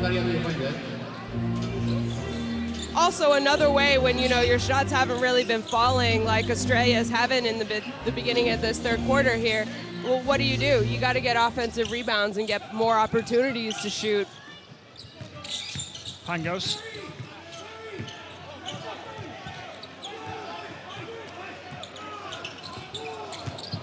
Weaving his way through again. The pass just about finding Scrub, who gets his shot away. And it doesn't quite drop for him.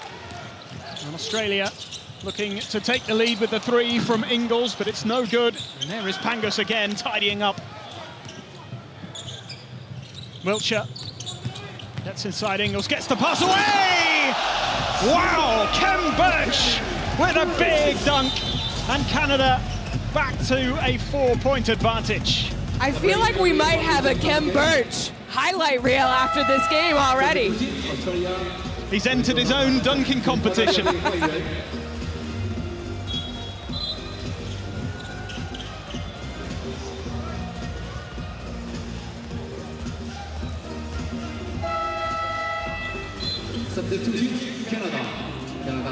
It really has been just outstanding from Canada in this second half. A couple of changes being made. Pangos is getting a big cheer from the Canadian fans in here, and rightly so, because he's been the catalyst really for this comeback. Kajami Keane is going to be involved for the first time. You also saw Andrew Bogut there check out, kind of go over to the trainers of Australia and say, I think my nose is off a little, and he did walk back to the locker room. I can't imagine him staying out too long, to be honest, you know, if he is good to go. Mills, Goulding, and Goulding for three, and he's certainly capable from that kind of range. And that's why they've got him on there at the moment. 1 point game. I mean, he's played very efficient minutes for Australia when he's been in. Birch took the two, little short, and gathered by Baines. As Australia look to reclaim the lead again. The foul! It was very nearly a 4 point play there from the Australians. Paddy Mills drawing the foul. He'll go to the line. Kajami Keane with the foul, his first of the game.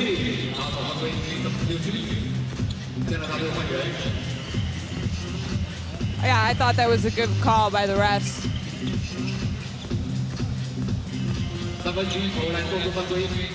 Just a little over-enthusiastic there, Kajami Keane. And you know, where Australia has really been dangerous, especially in all these warm-up games that they've had, Joe Ingles kind of gets them going. They have everyone else contribute beside. But then the finisher in the second half is always Paddy Mills. He kind of takes over, takes responsibility. You know, there's 12 minutes left. I wouldn't be surprised if we kind of see Paddy Mills at this point sort of step it up and look for himself a little bit more. Well, perfect from the foul line there for Paddy Mills.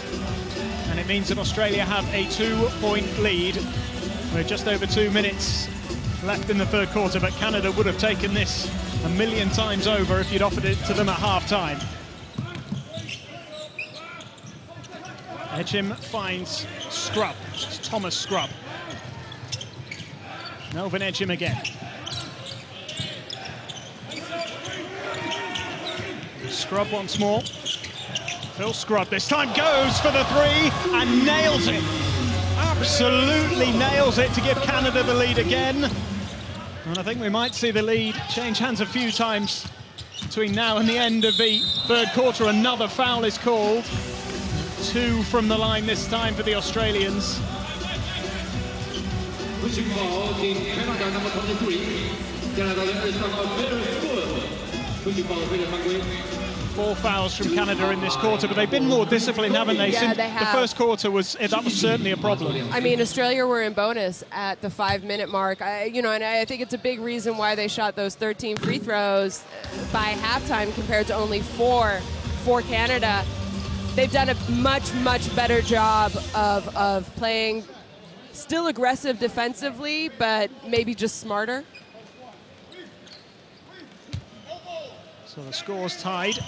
After Goulding makes the first, and he makes the second as well. Puts Australia back in front narrowly by a point.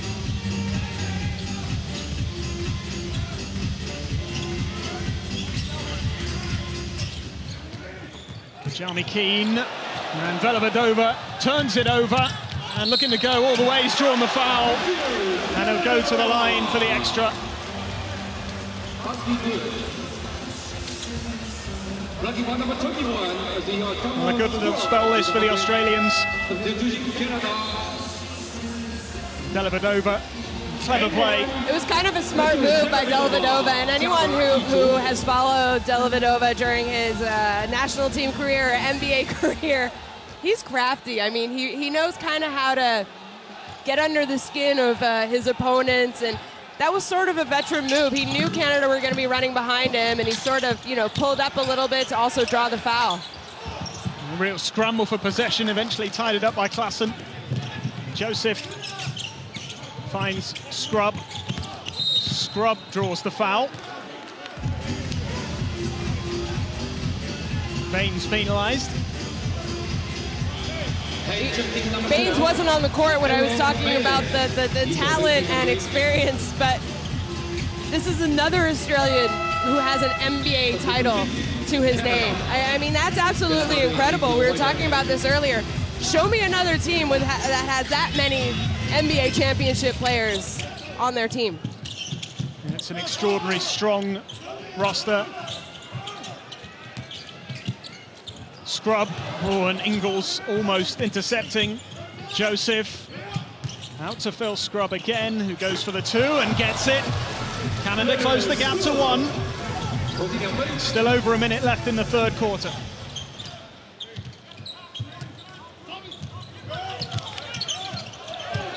Dellavedova to Ingles. Finds Kay.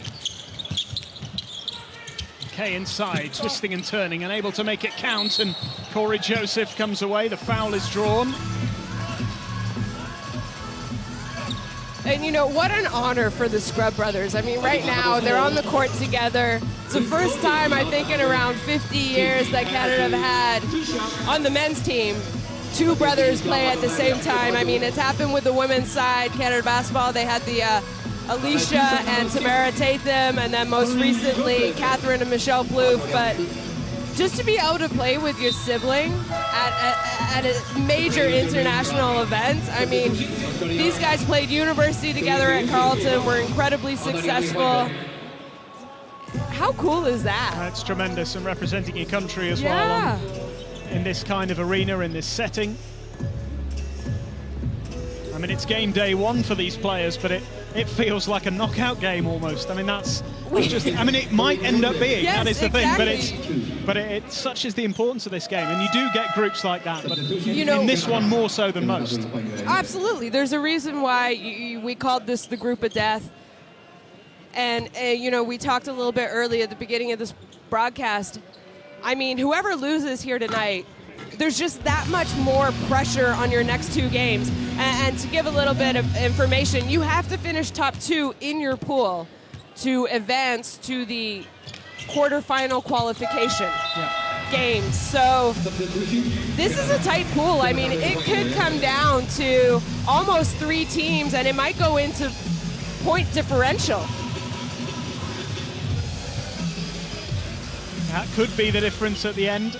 And, let's take Canada, for example. I think Senegal might be the weakest team in this pool. We don't know. We haven't really seen them yet. 3-point attempt is good. Great response from the Aussies. And they are up by 2. Dellavedova, 14 points. How about Dellavedova? We heard him say yesterday that he sort of tweaked the mechanics of his shot, and his shot feels great this summer. He really worked on it in the off season, so as soon as the NBA season ended, I think it's paying off. He already has 3 threes here today. Response from Scrub. Thomas Scrub puts Canada back in front again. Can Australia respond in the final seconds of the quarter? It is missed for 3. And it doesn't go. Dellavedova looking for the foul, nothing given. And wow, Canada with an extraordinary performance in that third quarter. 12 points down at halftime. Going into the final quarter, they are leading by 1. 77-76. If you've got plans, cancel them and stay for the fourth quarter. You must not miss it.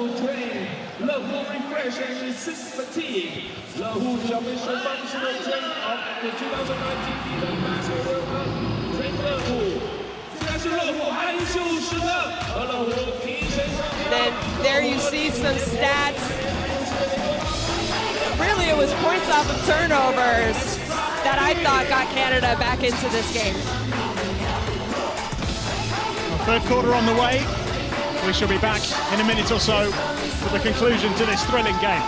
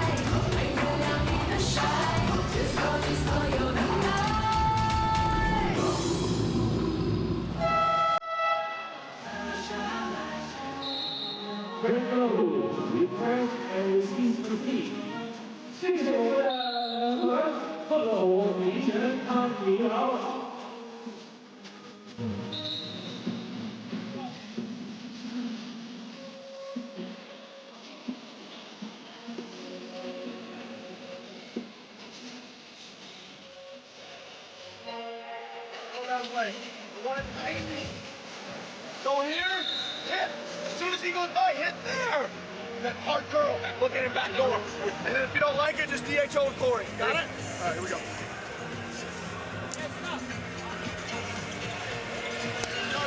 Well, we had pretty high expectations of this game coming into it. I don't know about you, but I didn't expect this. It has been incredible so far. I mean, you know, I thought it could be close. Can't get much closer than just a one-point game. And that doesn't even begin to tell the story of this game so far as Australia get us underway in the final quarter. Will their big names produce in the big moments? It is a good start. And it's Baines who gets the first points of the last period to put Australia back in front by 1. And swatted away there by Landale. And we know that Australia certainly capable of going on a run and doing some real damage. Goulding. What a finish from Goulding. That's outstanding. Yeah, talk about a tough player. I mean, that was pretty good defense by Kevin Pangos, but just an even better shot. And I really feel like he's almost been a difference maker for this Australian team. We saw him have that quick 5 points, I believe, at the end of the first quarter. When Canada came out after halftime and went into a type of a box and one, Australia had to check him in, and I thought he did a great job of scoring and shooting from outside.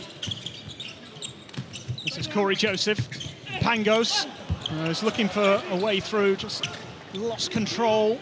Was hoping to draw the foul, wasn't able to do so. And Ingles now for Australia.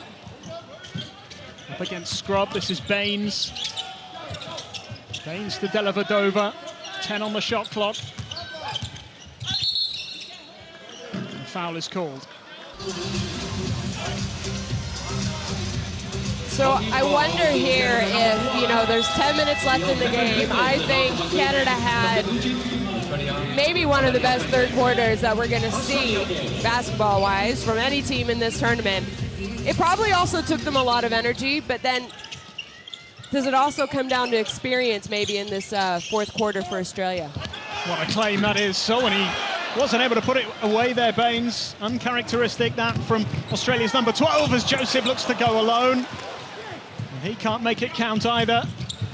Could be nerves on both sides in these closing moments as Mills draws the foul.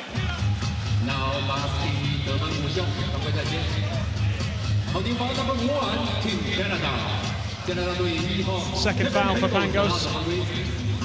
Been one of the standout players for Canada, but one of many, it has to be said.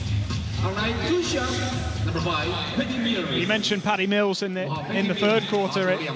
He is someone who could really step up and make the difference, and that's the power of this Australian team. He was that guy who had 30 points in that, let's call it a historic win over the U.S. In exhibition play in Australia. You know, 50,000 fans got to witness that, and he was a big reason. That was certainly one of the eye-catching results from the preparation games. maybe just convince one or two people that Australia could be about to achieve big things in this tournament as Klaassen misses the three-point attempt, and Canada have just got to be a little bit careful here with a 5-point lead for the Australians as Baines gets it back to Ingles. Still Ingles with a floated pass, thrown down by Aaron Baines. Big statement from Australia, who open up a 7-point lead. Timeout called, and this was big time from Aaron Baines. Those of you who have been watching this game, I would say more often than not, when Joe Ingles has the ball and either has the opportunity to score, but more so create for his teammates, something good happens. And you know what? I forgot to mention that at the end of the third quarter, they went away from him in that third quarter. We didn't really see him touch the ball much. I mean, he only got off one shot attempt. Here already, I mean, when he is involved, they score. Something good happens. Same thing I said at halftime. They come off this DHO 5. You can't let Baines go behind you. Just help a little or don't help at all. You're jumping on 2 on the ball. They're going right to the rim. That's the mailman. That's the undoubted.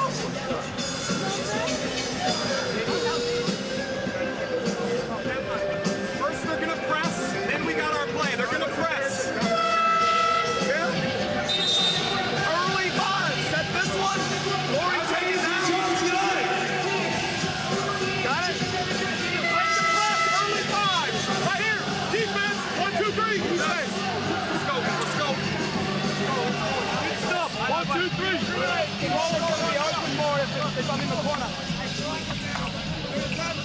Well, what about Joe Ingles? You mentioned him just then, actually. 10 points, 6 assists, 2 steals. He's really starting to have quite an impact on this game, and here's an example of the creativity that he has. And you know, I talked about how much effort and energy that quarter might have taken out of Canada. It's the first time Canada have ever scored more than 30 points in a quarter at a FIBA World Cup. So it's also the first time that Australia have ever conceded 37 points in a quarter. Well, Canada needed that too from Corey Joseph. 16 points for him, 6 from 9 from the field for Canada's number 6. Ingles with a pass out wide to Dellavedova, who drains the 3. Another assist for Joe Ingles. 3 more points for Australia. Whoever was Dellavedova's shooting coach this summer has to be all smiles right now. Joseph has drawn the foul from Dellavedova. On the ball, team Australia number 8. Matthew Dellavedova now for Hungary. Substitution Australia. 澳大利亚队换人。 Canada down by 8 as it stands. Still over 7 minutes remaining. Long, long way to go in what is a really high-scoring game. Here's Kevin Pangos. Goes for the 3. It's no good. Wiltshire claiming the rebound and drawing the foul.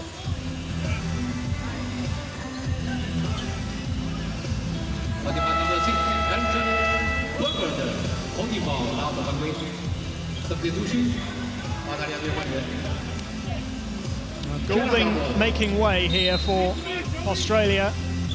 And I agree with you, I think it's been really important to them.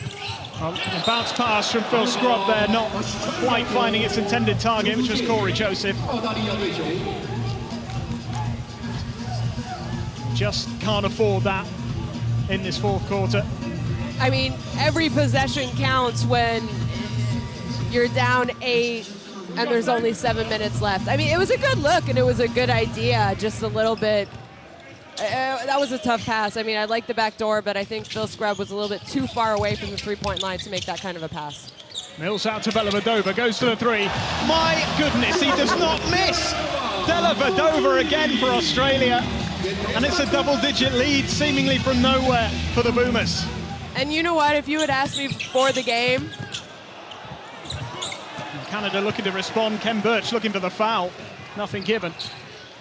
Who would be the shooter for this Australia team? I would not have guessed Dellavedova. Well, Bogut adds another 2. And all of a sudden, Australia are into that dominant position once again. Where has the 13-point lead come from all of a sudden? Quite extraordinary. But this is what they're capable of. You think they're struggling a little bit, and all of a sudden they're just dominating. I mean, it's the way we felt the entire first half. Canada, absolutely outstanding third quarter. You're kind of a little disappointed that it took them 20 minutes to be able to play at that level, because I think they were capable of doing that earlier in the game. And then now in this fourth quarter, I feel like the experience is just coming through. I mean, these guys, they know each other. They've played at the World Cup.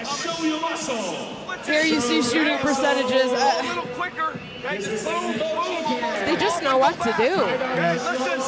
A team less experienced than Australia, if they conceded 37 points in the third quarter and gone from leading by 12 to losing, they'd crumble. A lot of teams would crumble like that, but that is the strength of this Australian team. I think you're right in terms of the turnovers. That's something that needs to be addressed, certainly going forward in this tournament. Yes. But the experience, the character, and just the kind of calm way they've gone about dealing with the problems that Canada opposed them is really impressive.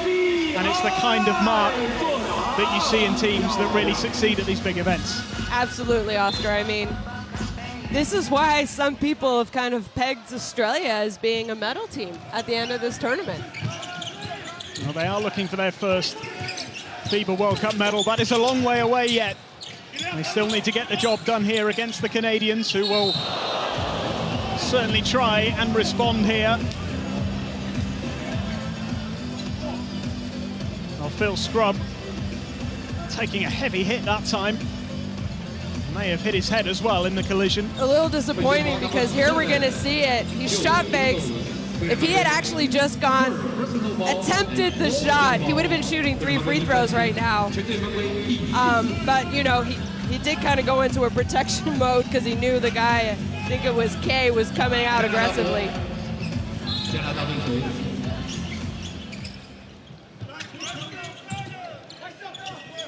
It's Corey Joseph.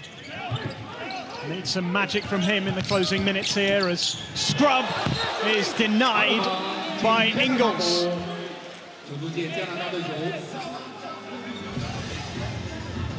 Sneaking in from behind to swat that one away.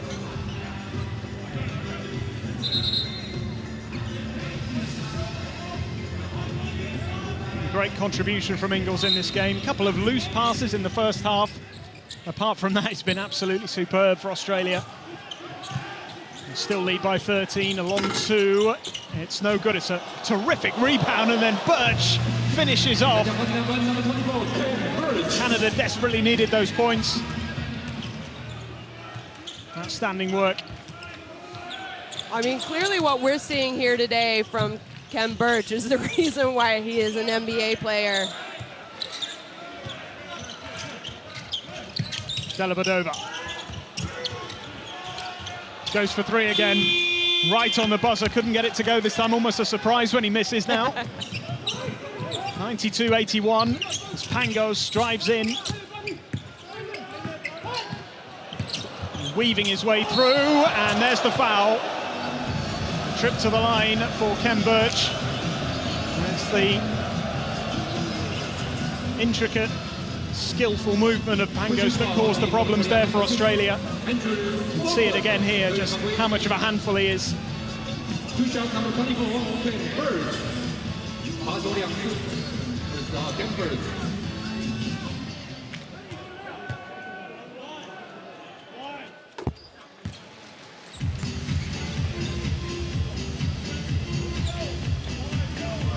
Well, whoever comes out second best in this game will still feel pretty good, I think, about the performance, and I can imagine Senegal and Lithuania are looking on at this going, oh my goodness, we've got a high level to reach.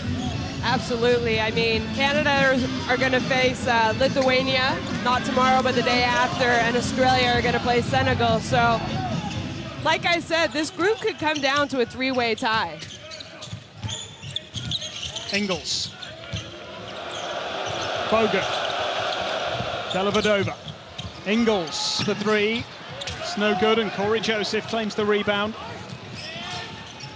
And Canada closed that gap. Dellavedova hassling and harrying.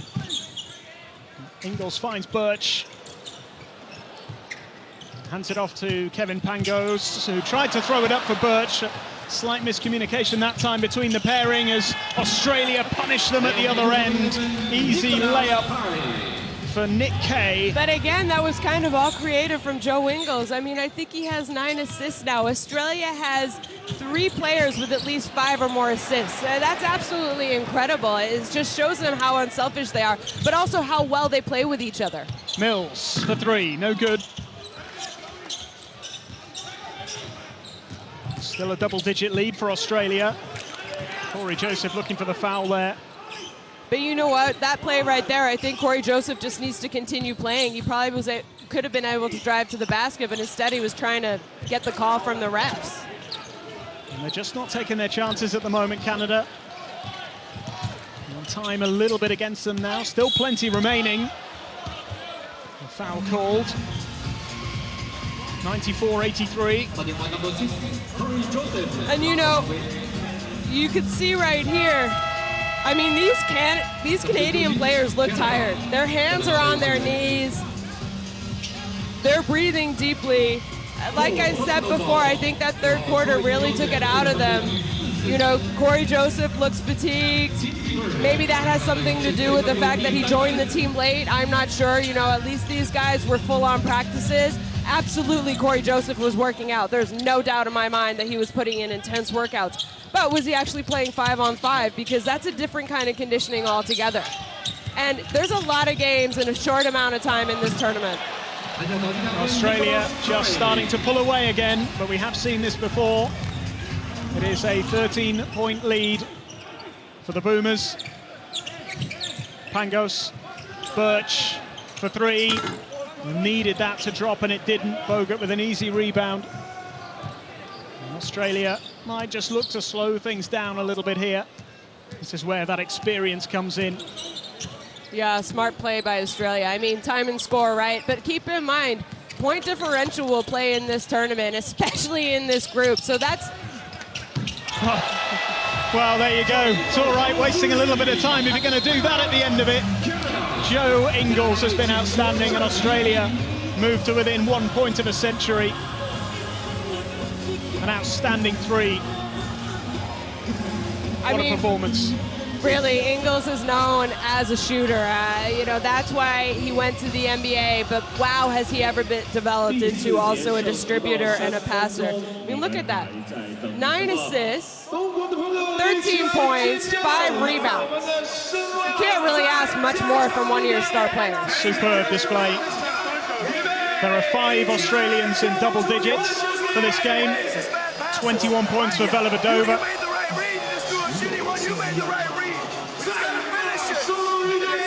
You know, those 9 assists for Joe Ingles is the most for any Australian player since the '94 World Cup. So, just to put it in perspective, I mean, this Australian team individually are kind of breaking records. You see Dellavedova, 20 points, more than 20 points is the most he's ever scored in the past 7 appearances that he's had at a FIBA World Cup. So, everything is sort of going right. Minus that 10-minute period during the third quarter. But that, in the long run of the tournament, it'll probably benefit them, having had that scare. Experience, just knowing that, firstly, they can come back from it, and secondly, that, you know, they need to stay on their game for 40 minutes. Yep. But I think what you mentioned earlier about some of the Canadians starting to look a little bit tired is quite relevant, and we're seeing the impact of that deep squad, that deep roster that Australia have, because they're able to call on pretty much anybody. And still time left in this quarter as Pangos floats one up, can't get it to go. He hasn't quite been able to replicate his level in the second half. He's absolutely outstanding in the first half and in that third quarter as well, I have to say. I mean, Kevin Pangos has 8 assists. It's tied with the most assists from any Canadian. Oh, Dellavedova once again Take a guess at which Canadian he has just tied himself with those 8 assists for Kevin Pangos. Of course, it's Steve Nash. So when people want to compare him, there's good reason why people compare him to Steve Nash. There's a comparison that was made very, very early on in his basketball career. I think he was still at school. But yeah, I think he was in high school, yeah. But he certainly has done his best to emulate that kind of comparison, and really showing how good he is at international level here today, as Ingles almost makes the layup there. Minute 43 to go. Phil Scrubb, and Bogut with a big rejection. And you know, right now I wonder if you're Canada, then again, I think that was a pass attempt, not a shot attempt by Ingles. It was a pass to himself in the end. You know, we talked about point differential, but at what point do you also kind of rest the players who have played some big minutes for you? That's an excellent layup from Paddy Mills. Australia are now absolutely flying. They're 21 points clear. And it's a bit of a harsh reflection on Canada, to be honest. You know, it looks like a big difference, but it's not reflective of their performance in any way. Absolutely not. I mean, we saw points during this game, especially during the third quarter, the ability that Canada can play up. The thing is, when you're at the World Cup, you really can't afford to play at any level lower than your best, or else you're just not going to beat the teams who, you know, maybe have more experienced players, maybe a little bit more skilled. You have to play at your best in every minute of this tournament if you want to move on. Canada just looking to finish strongly here.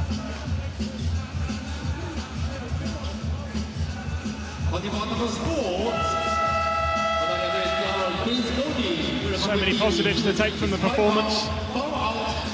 It's a trip to the foul line here for Edgin.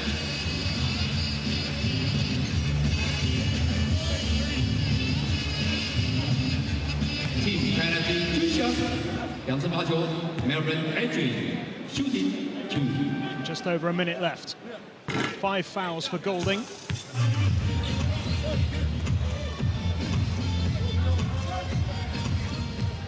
And you know, I thought 52 points was too many at half. So far, they've also given up 52 points again in the second half. So really, I think the biggest issue with Canada today has been defense.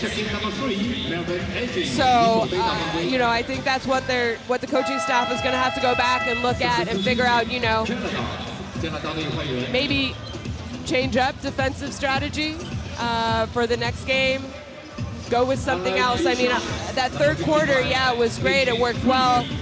But then again, Australia still scored 24 points in that third quarter. So it's not like they really, in my opinion, shut them down.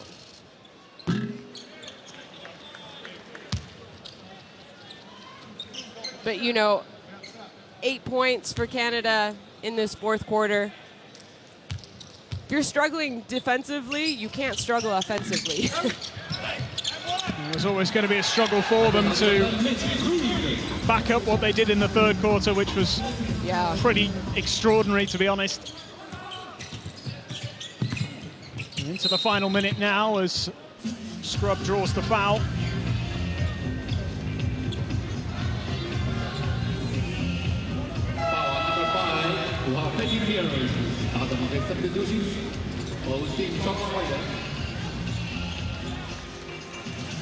$85-106 the score, 55 seconds of the fourth remaining. It's just been a thrilling watch all the way through. The FIBA Basketball World Cup has arrived in Dongguan. I mean, we mentioned that this was going to be an exciting game. Like you said, the score is really not what we experienced, at least for 30-odd minutes, so 35 minutes. It's just been that little bit of know-how, that little bit of experience, and maybe the depth of the roster as well. Nathan Sobey getting some minutes here for Australia, hasn't featured in the game so far. Andre Lemanis already looking ahead to Senegal in 2 days' time as the Australians look to extend their lead.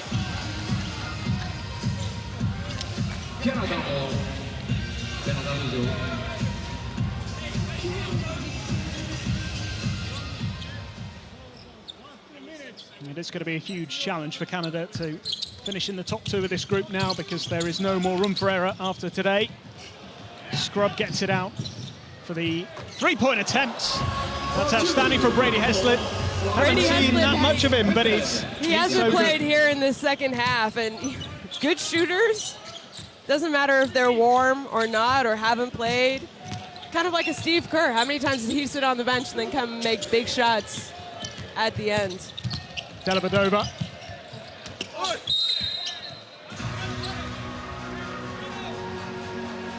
Relentless pressure from Australia. They just haven't let up in this fourth quarter at all.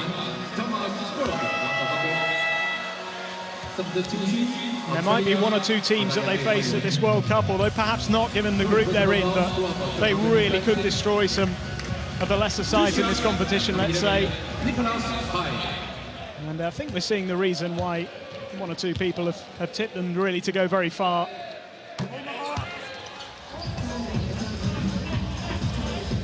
I mean, individually they're skilled, but they've also been around together for a long time. I mean, these guys, you know, they were at the last World Cup, they were at the last couple Olympics. I mean, the majority of the team, not all of them, of course, but the majority of these guys, they have been around, they have been playing with each other for a while now, and experience really, it pays off. And I think that's why they're saying this could be our year.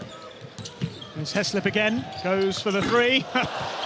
Absolutely, no doubt about it when Brady Heslip has the ball in his hands from that kind of position.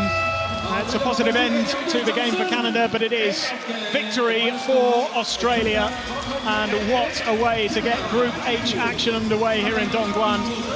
A thumping, resounding win, 92 points to 108, but 2 teams here giving absolutely everything and providing so much entertainment on the opening day in this group.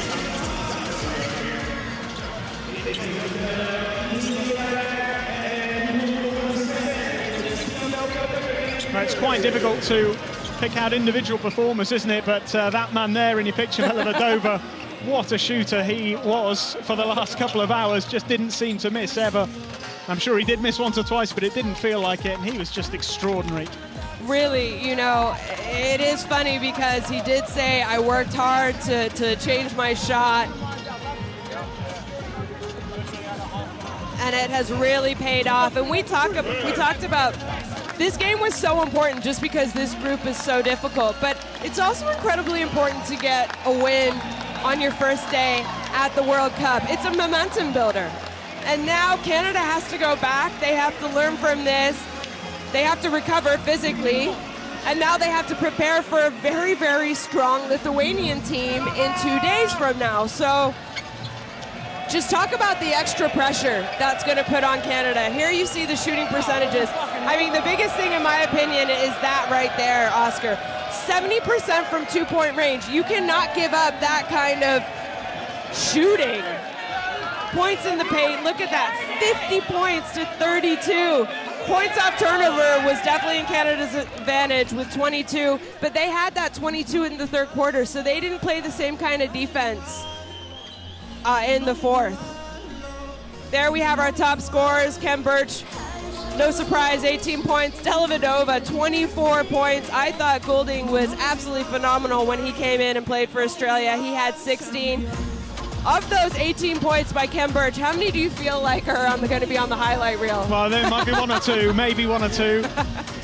I think there's 1 or 2 players out there on the court who could have their own highlight reel for this game. It's just such a high level. I mean, we talked about it before the game, the standard that these 2 were going to set for this group. Yeah. But I think they both exceeded those standards, certainly as far as we were concerned. And I just can't wait to see what the rest of this group has to offer now. And, you know, they've set the marker. They've set the marker for Senegal and Lithuania. They'll go head-to-head in a couple of hours' time. And, you know, they've got a lot to live up to.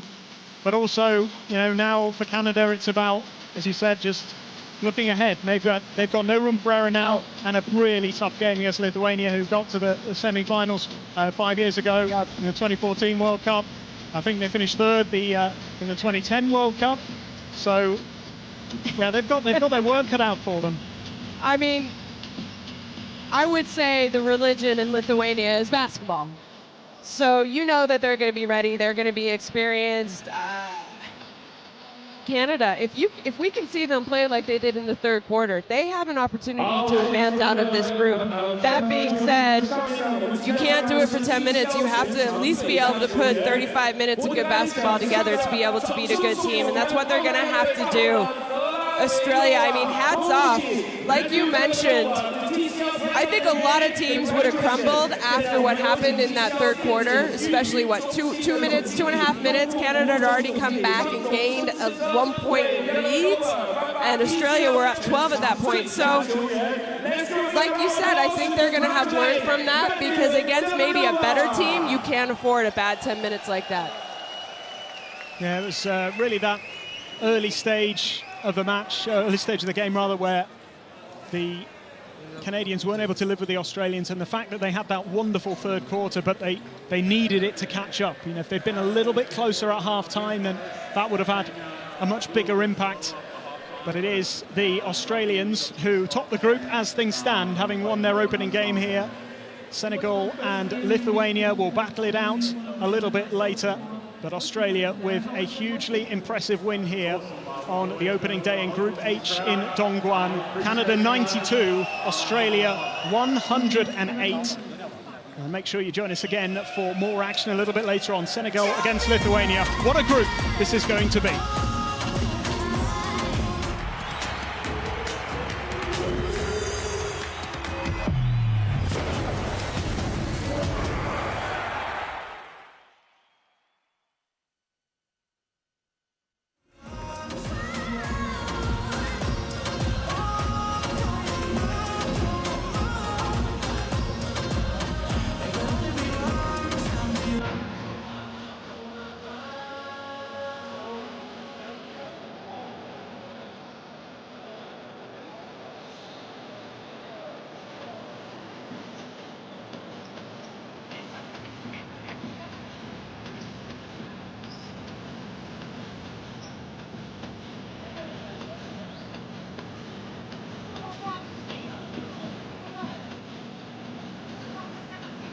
Ladies and gentlemen, the competition is now over this session. Princesses are generally in the air as quickly as you can, as safely as possible. May with us to prepare the venue for our midsummer game between Senegal and Lithuania at Marseille in Germany. 观众朋友们，本场的比赛已经结束并且请我们尽快安全的离开赛场，以便我们下一场比赛做准备。大家回到路上平安平安，请观众朋友们尽量往外面移动，谢谢您的合作。